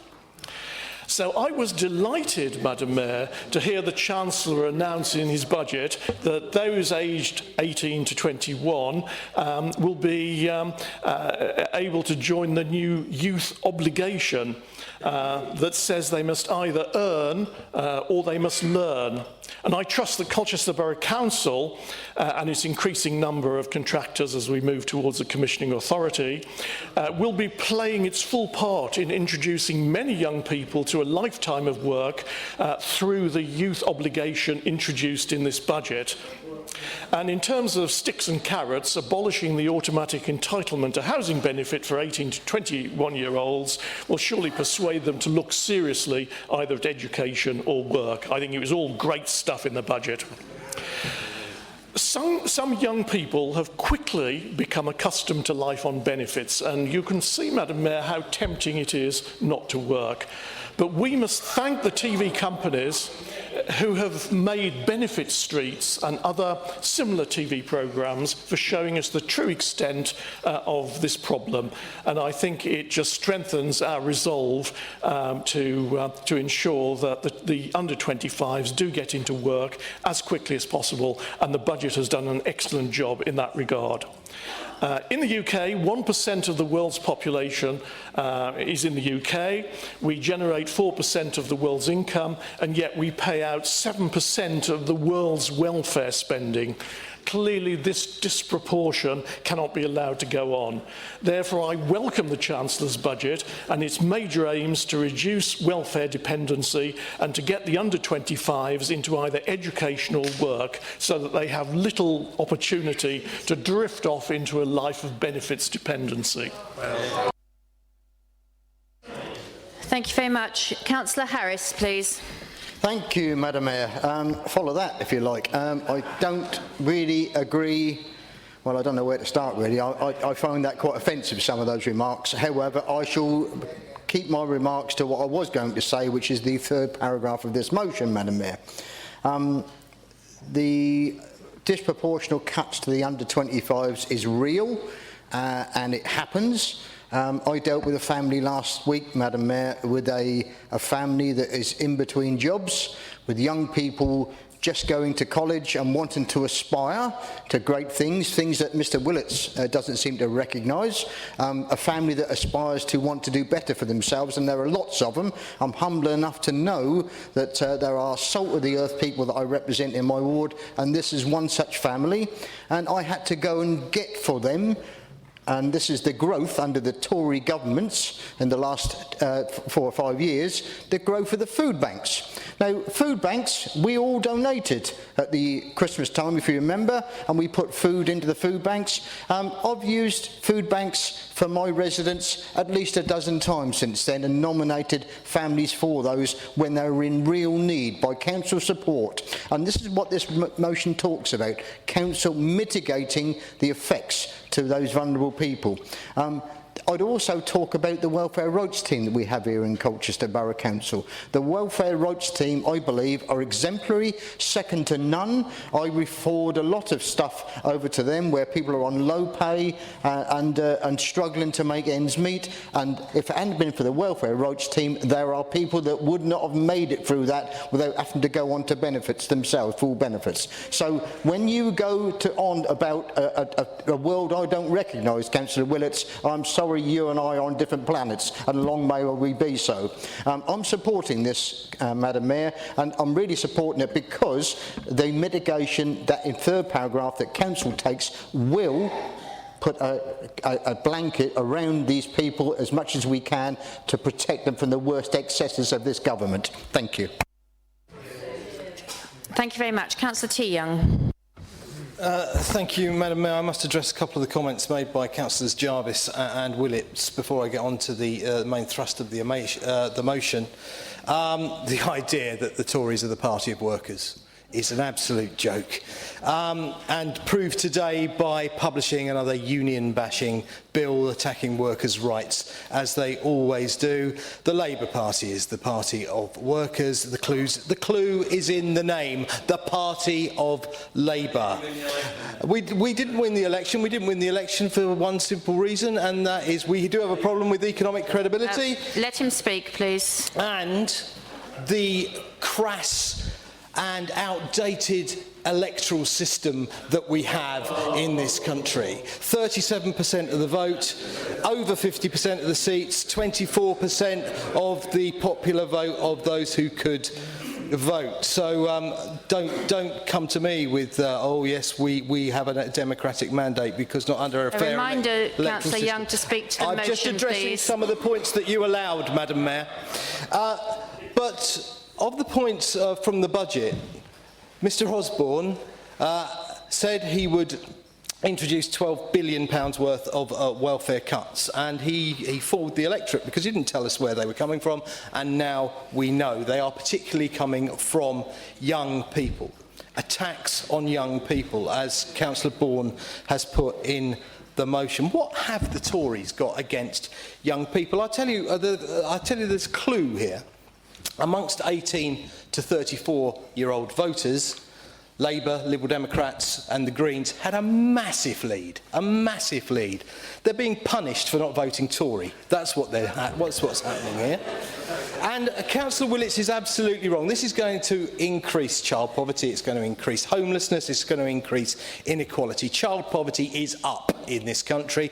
The guy from Colchester Equality was right. Income inequality is the highest it's been, and one of the highest in the G20. So we won't listen to these made-up figures that come from the Conservatives. This council, I'm very proud of what this administration has done to defend people over the last 8 years. We introduced the living wage, we introduced it for our contractors, we're encouraging other employers in this town to introduce the living wage. Isn't it amazing that the Tories are now converted? Remember they used to say that the minimum wage was the height of irresponsibility, it would lose hundreds of thousands of jobs. They were wrong, and now they're trying to grab it for their own. Well, they won't do it if they introduce a living wage at £7.20 when it's already £7.85. Only Tory thinking could come up with that. We have put more money into discretionary housing payments. We had to. Our reward for that was having it cut by 40% by the government. And of course, Councillor Bourne was absolutely right. The Institute of Fiscal Studies has totally rubbished this budget and said where the truth lies, that people will be worse off because of it. And the response from Mr Osborne was the Institute of Fiscal Studies were wrong.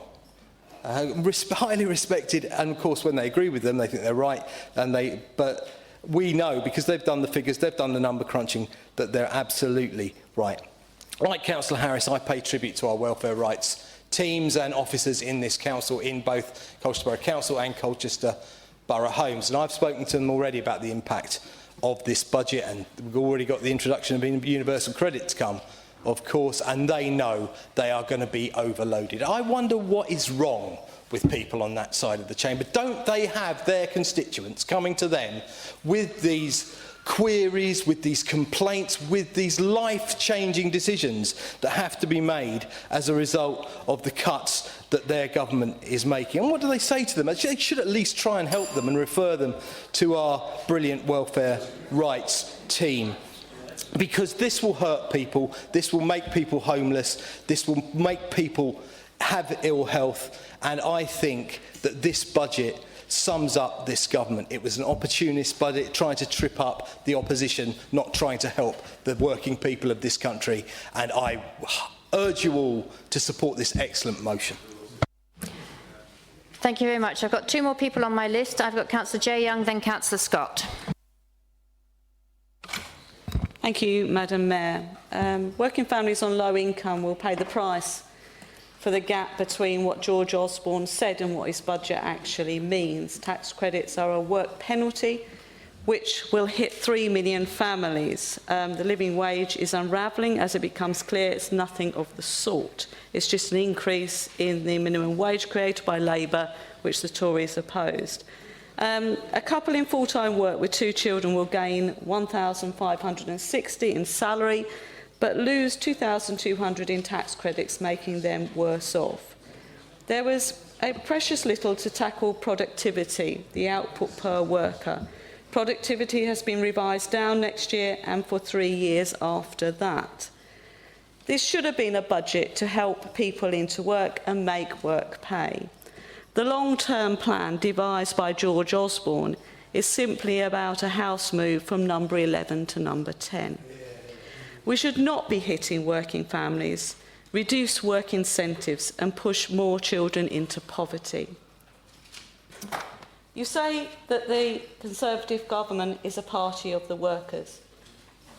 What about public sector pay restraint at 1% for the next 4 years? Perhaps not the party of public sector workers. And on young people, what did this government do in terms of encouraging people either to work or learn, which is what Councillor Willits says they've got to do under the work contract, under the new youth contract? Maintenance grants will end in 2016/17. This disproportionately targets young people, and the Sutton Trust says it could tip the balance between low and middle income youngsters going to university. Not so long back, David Cameron talked about how he wanted to get more people to university that came from lower class backgrounds. So that obviously is not what this budget is intending to do. We simply cannot afford another lost generation. This budget penalises young people in benefits, in employment and in education. Our own sixth form college faces cuts and they are having to curtail their curriculum as a result of that. Our universities are struggling and our schools are struggling. We really need to put young people first because whichever way they voted, they are our future and we should be investing them. Thank you, Madam Mayor. Thank you very much. Councillor Scott. I'd just like to say that I've worked with children and young people, and particularly young adults, for the last 30 years, and I don't recognise the description of them which you have put forward, Councillor Willits. I'm very much in favour of this motion because it is in defence of children and young people, and that has been the focus of my life's work.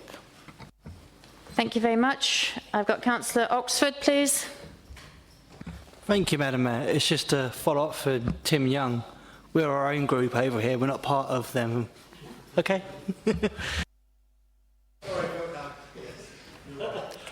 And Councillor Hazel, please. Thank you, Madam Mayor.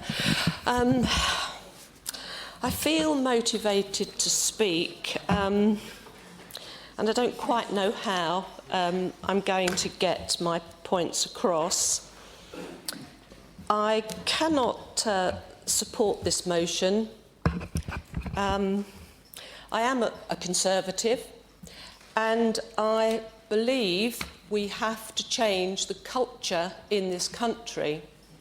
I'm very disappointed, I have to say, with Councillor Willett's rather inflammatory language. I too work with young people and with the disadvantaged, and we don't know whether people on benefits are in a minority. We don't have enough figures, and I do regret those comments. We are in this position because this country was virtually bankrupt. We cannot run away from that. We have to encourage people to be more resilient whilst supporting the most vulnerable. And if all those who can do, we will have money available for those who genuinely cannot. And that is a belief I hold, and it is a belief I believe that this government is trying to achieve. Councillor Harris mentioned the food banks.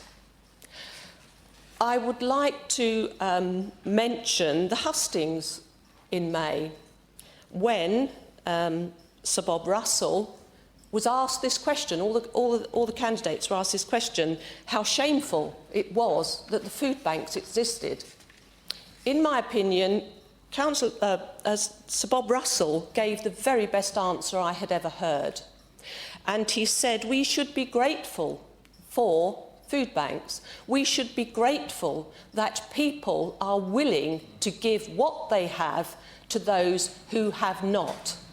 And I thought it was a wonderful answer that he gave. It was to show that whether we are Christian, Muslims, of no faith, whatever, we give to those who have not. And we can all do more to help those who need help. We cannot, the government cannot cover every single emergency of every single person. Councillor Young talked about the grants being cut for students. But we all know that if you do not earn above a certain point, you never pay it. So you can have your... sorry? Oh, sorry, yes, Excuse me, the grants, please. not the loans. You don't have to pay it. So, and we also hear about this minimum wage, which our government is proposing will be £9 an hour in, 2020. So this government is making an effort, and I do believe, I wish to give it time for this budget to show one way or the other how successful it's going to be. I hate this scaremongering and basically telling people, well, you're going to lose, you're going to be in dire trouble. I think it's wrong. I believe we should be encouraging people. And what is wrong with paying younger people less than adults? In Germany, for example, they have apprentices' salary.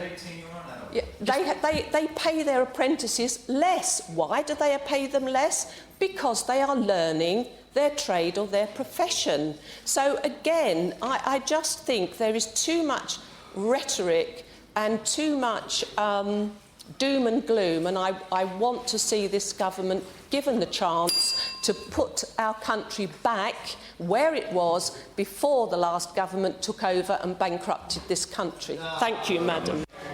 Thank you very much. I've got 3 more speakers, and I'll probably draw a line underneath that list. So I've got Councillor Harrington, Councillor Locker and Councillor Scott-Boutel. Thank you, Madam Mayor. Well, I have been sitting at the back here for 3.5 hours, and hope you don't mind if I just make a few comments on this debate. First of all, to Councillor Smith, I believe in the report coming to scrutiny next week, you needn't worry so much about CBH, as apparently it has increased income and increased savings due to good management.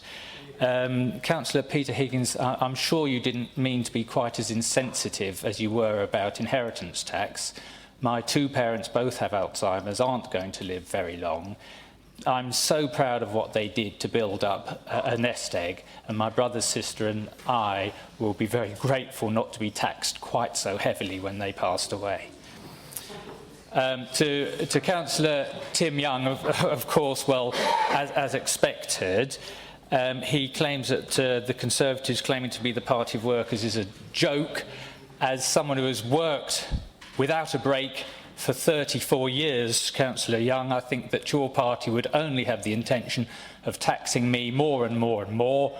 I believe that the Conservative Party is the party of workers like me, who've worked very hard for a very long time indeed. The budget, Madam Mayor, I think is an excellent budget. It shifts the emphasis from benefits to work, and it continues the economic growth of our country. I was happy to vote for Councillor Goss's motion.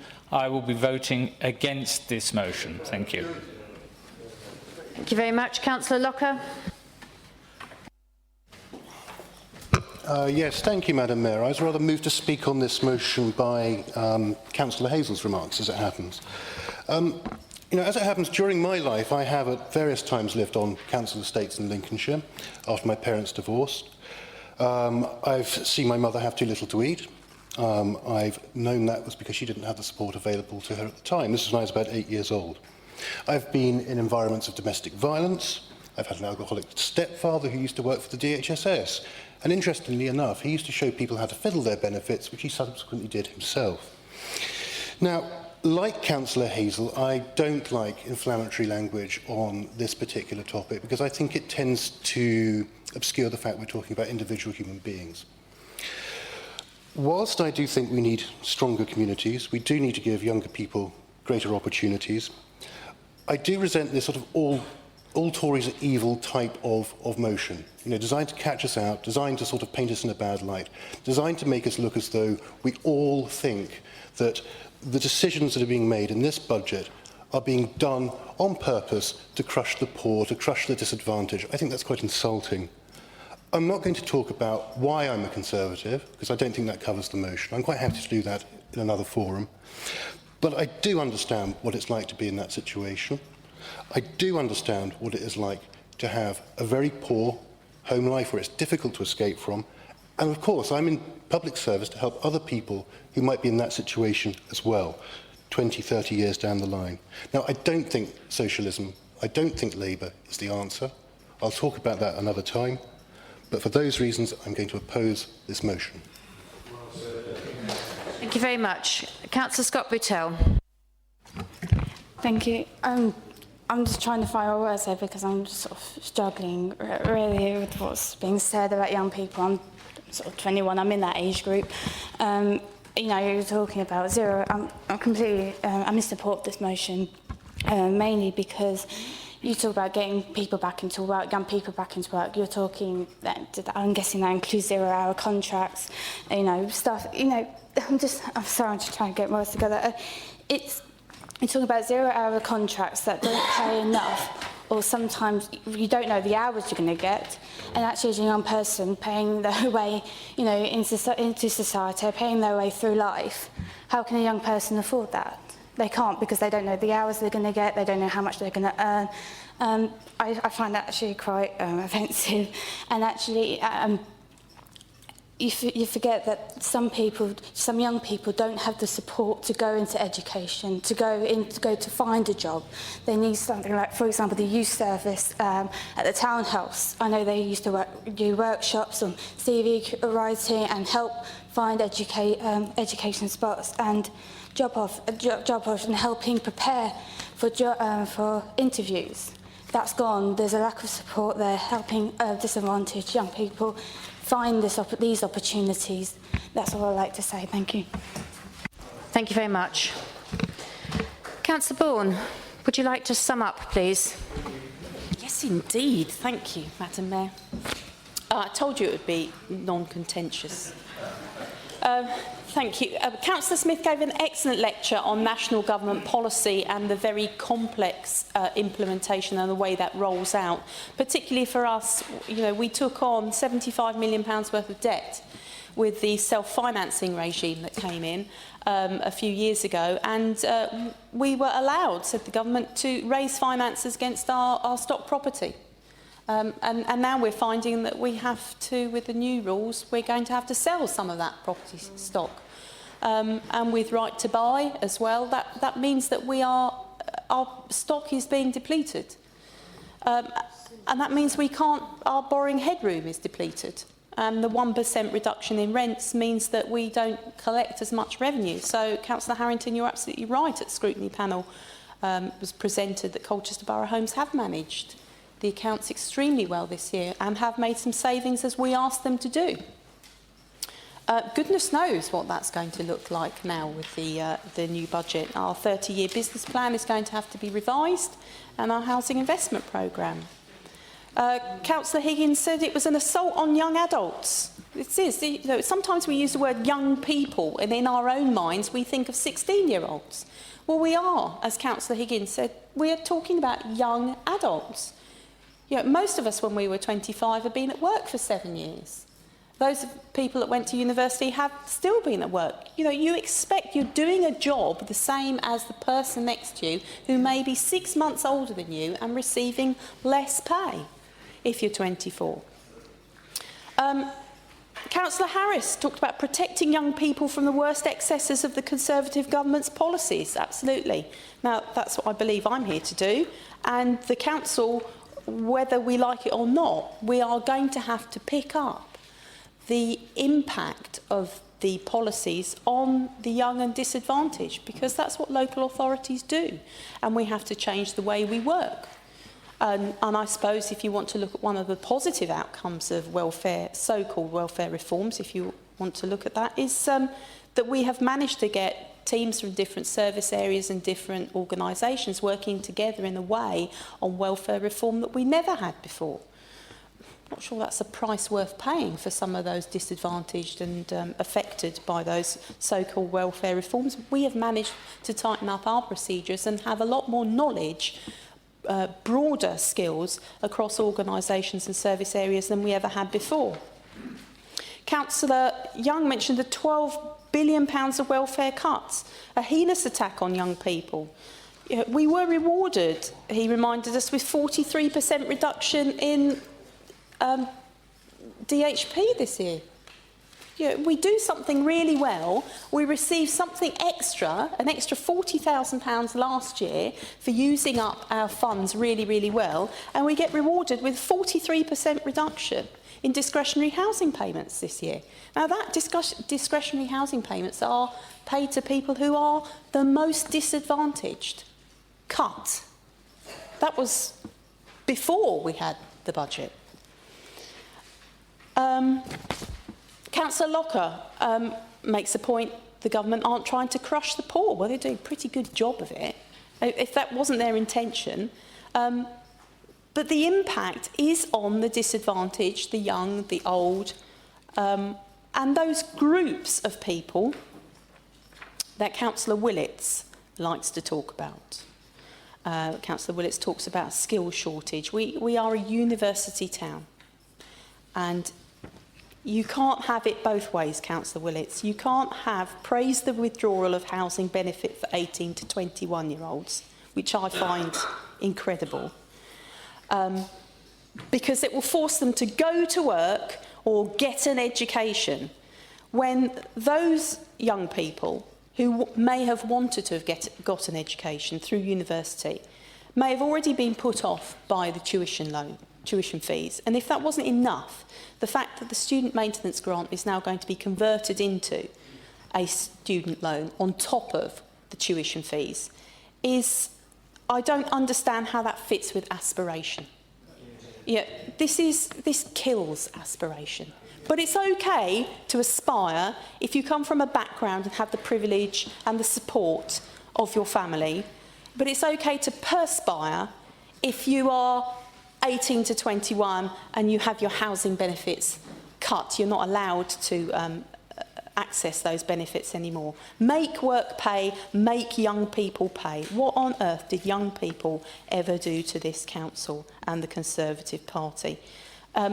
Just don't come to this council chamber and prop up the divisive rhetoric for feckless, workless young people. I absolutely loathe those phrases, and you should think yourself lucky that this gallery is not packed to the gunnels with young people throwing tomatoes at you or their tuition fee cheques.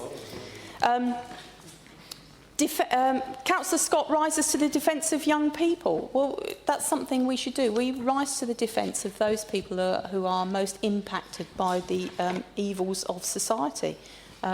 Local government is the safety net for many people who have nowhere else to go. And we have found that in the last 3 years, that we are doing work with organisations and with individuals that we had never, ever conceived of getting involved with, ever before. And I'm proud of that. I'm not proud of the fact that these people have been disadvantaged, but I'm proud that we have a much broader knowledge, and we need to use that knowledge to assist and support people who are affected by these evils. So, in putting the motion to you, it's easy to think this is just a knockabout, and it's not a knockabout. Actually, Colchester Borough Council does a lot of things really well, and one of the things it does really well is mentioned in the motion here. We've had 3 years of good practice around mitigating the impact of welfare reform, and we will have to do the same continuing on. It's just that more people are now going to be affected than we previously had to sweep up. So I very much hope that you will feel that you will be able to vote for this motion and for young adults, young people and the disadvantaged in this borough. Thank you very much. I now put the vote to the meeting. Those in favour of the motion, please indicate.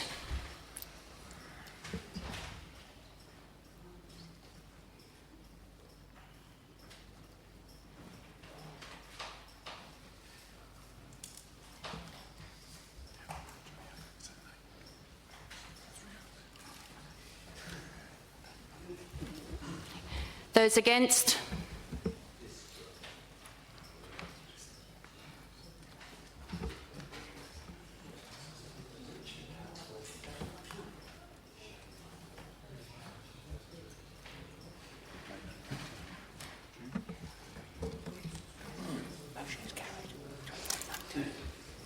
The motion is carried 28-19. So, Council, we're going to keep on moving on because we've got another motion to go. I'm going to invite Councillor Laws, please, to speak on 8.5, the motion on first sight.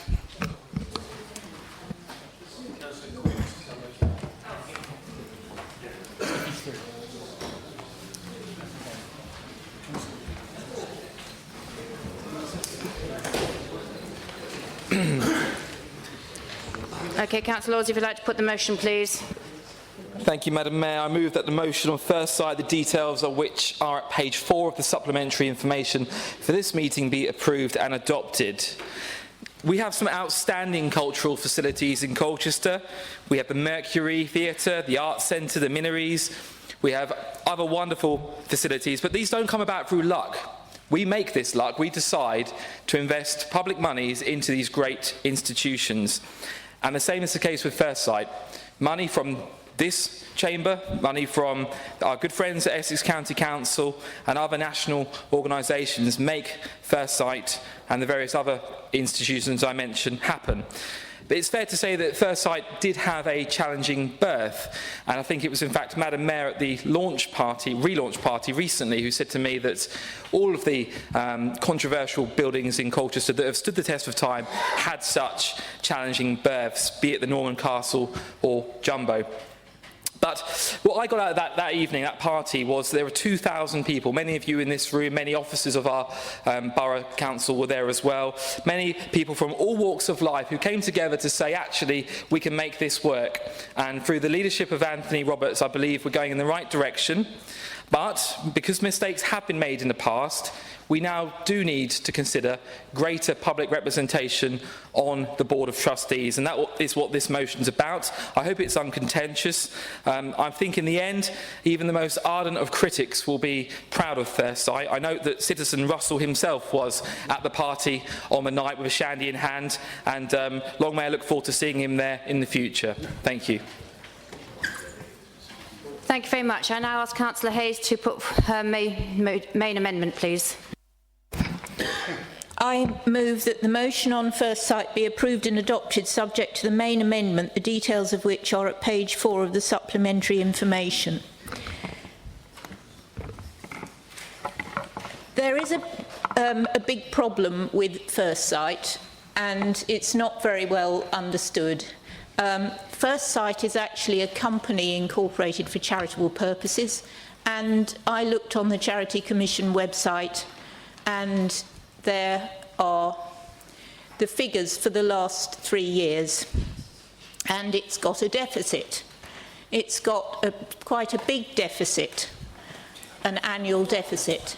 And the point of my amendment is to enable this council not just to run cap in hand to the Arts Council and ask the Arts Council to use its influence on the people who run First Sight, but to use our own direct influence, because this council pays an annual subsidy to First Sight.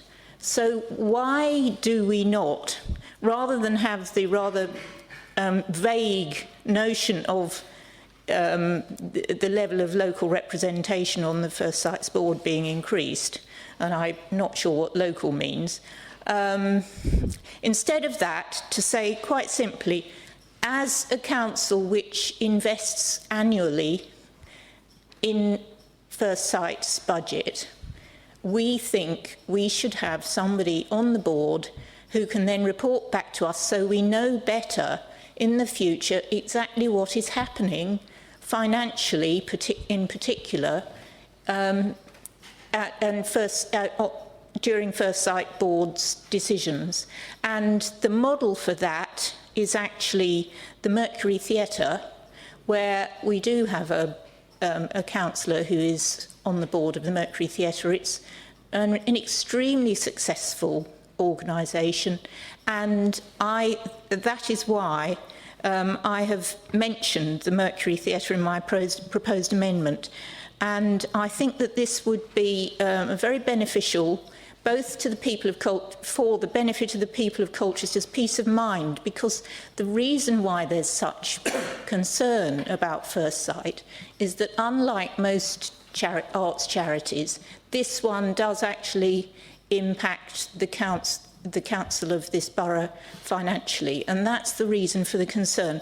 So if we are able to have regular reports back from some sort of non-executive director sort of official, then it provides reassurance. It enables us perhaps to feed in ideas and perhaps a bit of financial expertise, because recently this council has shown itself really rather good at financial matters. So I hope that you will support the amendment. Councillor Laws, I have to ask you if you'll accept the main amendment. Yes, I do. Thank you very much. That means the main amendment becomes a substantive motion and is therefore subject to debate. And I do have a list of speakers already. I have a list of speakers. I have Councillor T. Young, Chillingworth and Barton at the moment, and Councillor Locker. You want to speak, Councillor, so I have to let you speak. Councillor Tim Young. Thank you, Madam Mayor, and I thank both Councillor Laws and Councillor Hayes for the motion and the amendment that has now been accepted. I do think we are pushing at an open door on this as well. I think it's time to forget the history of First Sight and all club together to try and make it work, and I think I'm detecting that in the chamber this evening.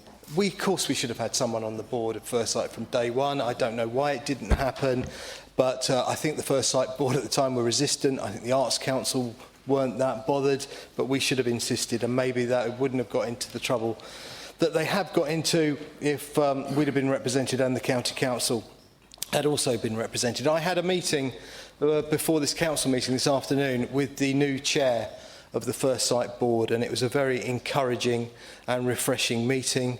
I think he gets it. I think there are going to be changes, and I think those changes are changes that this council are going to welcome.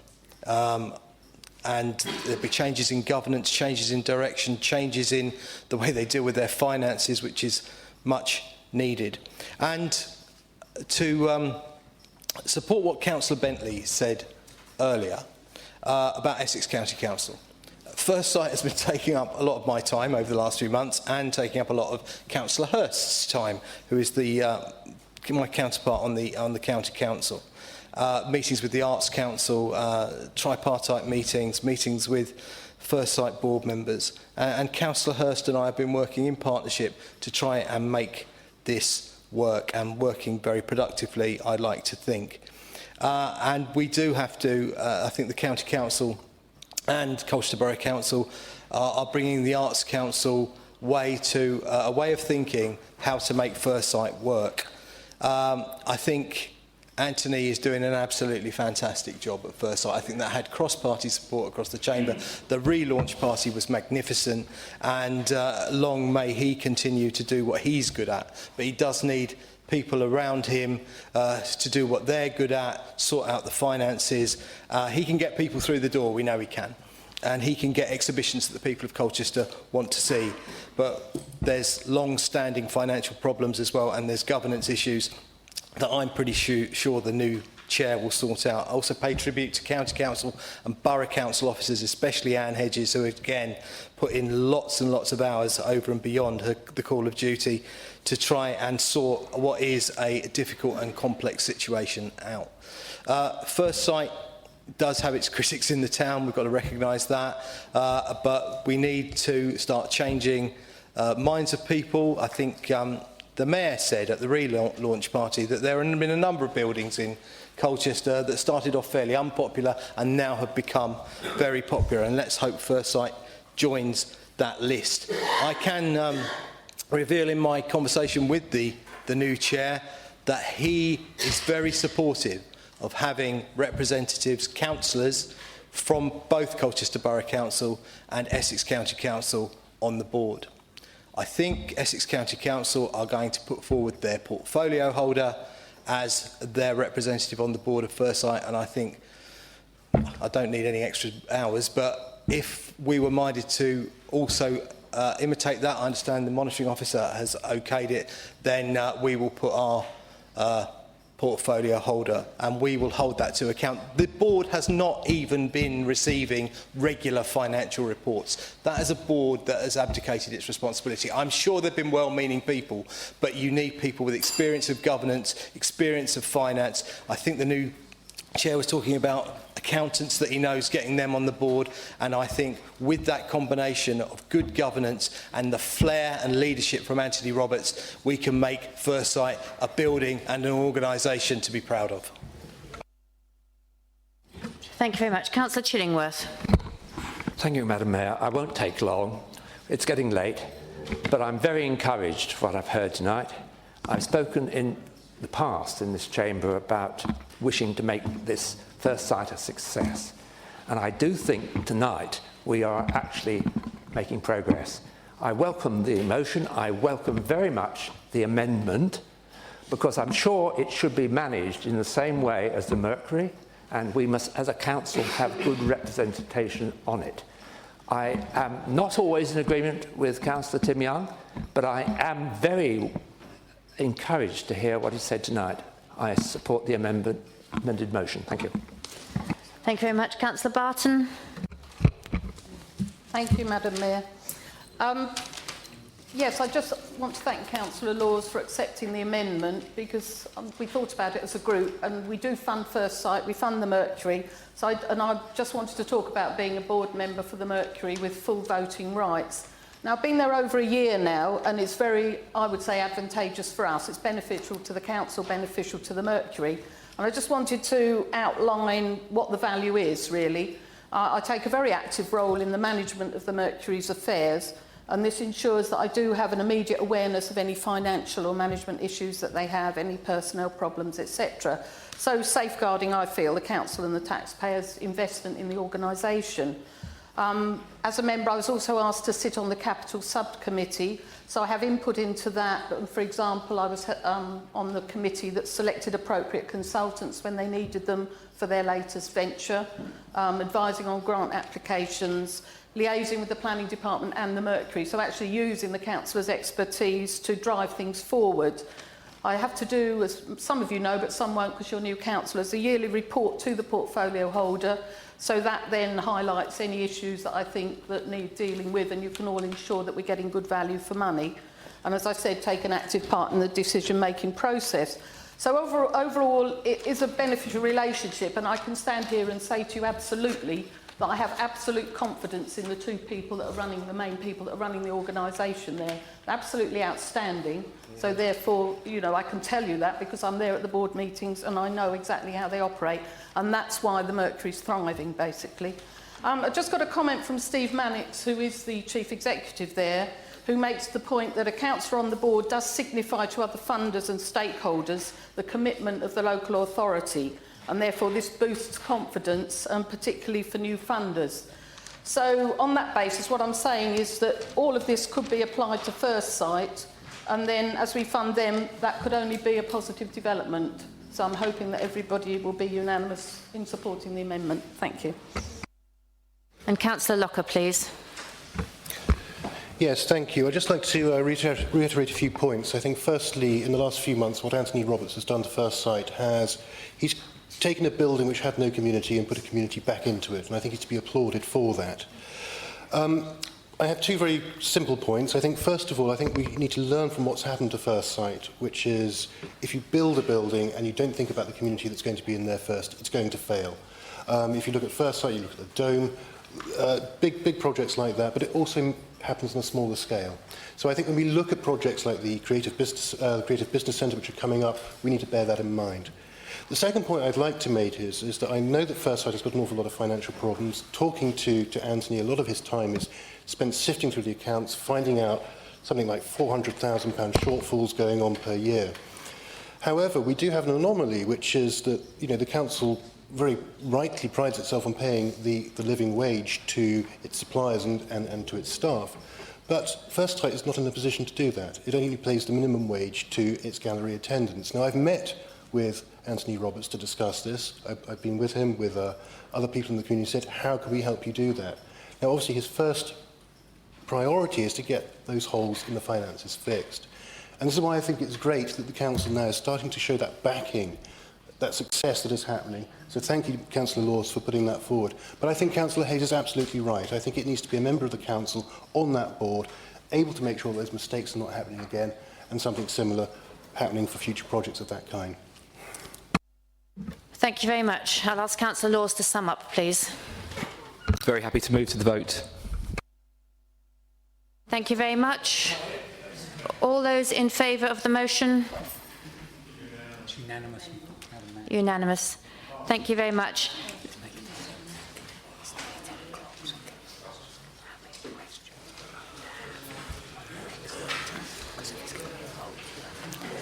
Right, councillors, it's almost 10 o'clock, so we're due for another break. Can I ask how many questions are likely to be put? We've got 3 at the moment. No, we've got quite a few. Then I suggest we then take a break for 10 minutes before we come to the questions. There's still another matter of business to go along. Thank you. We have to think of the staff as well as ourselves.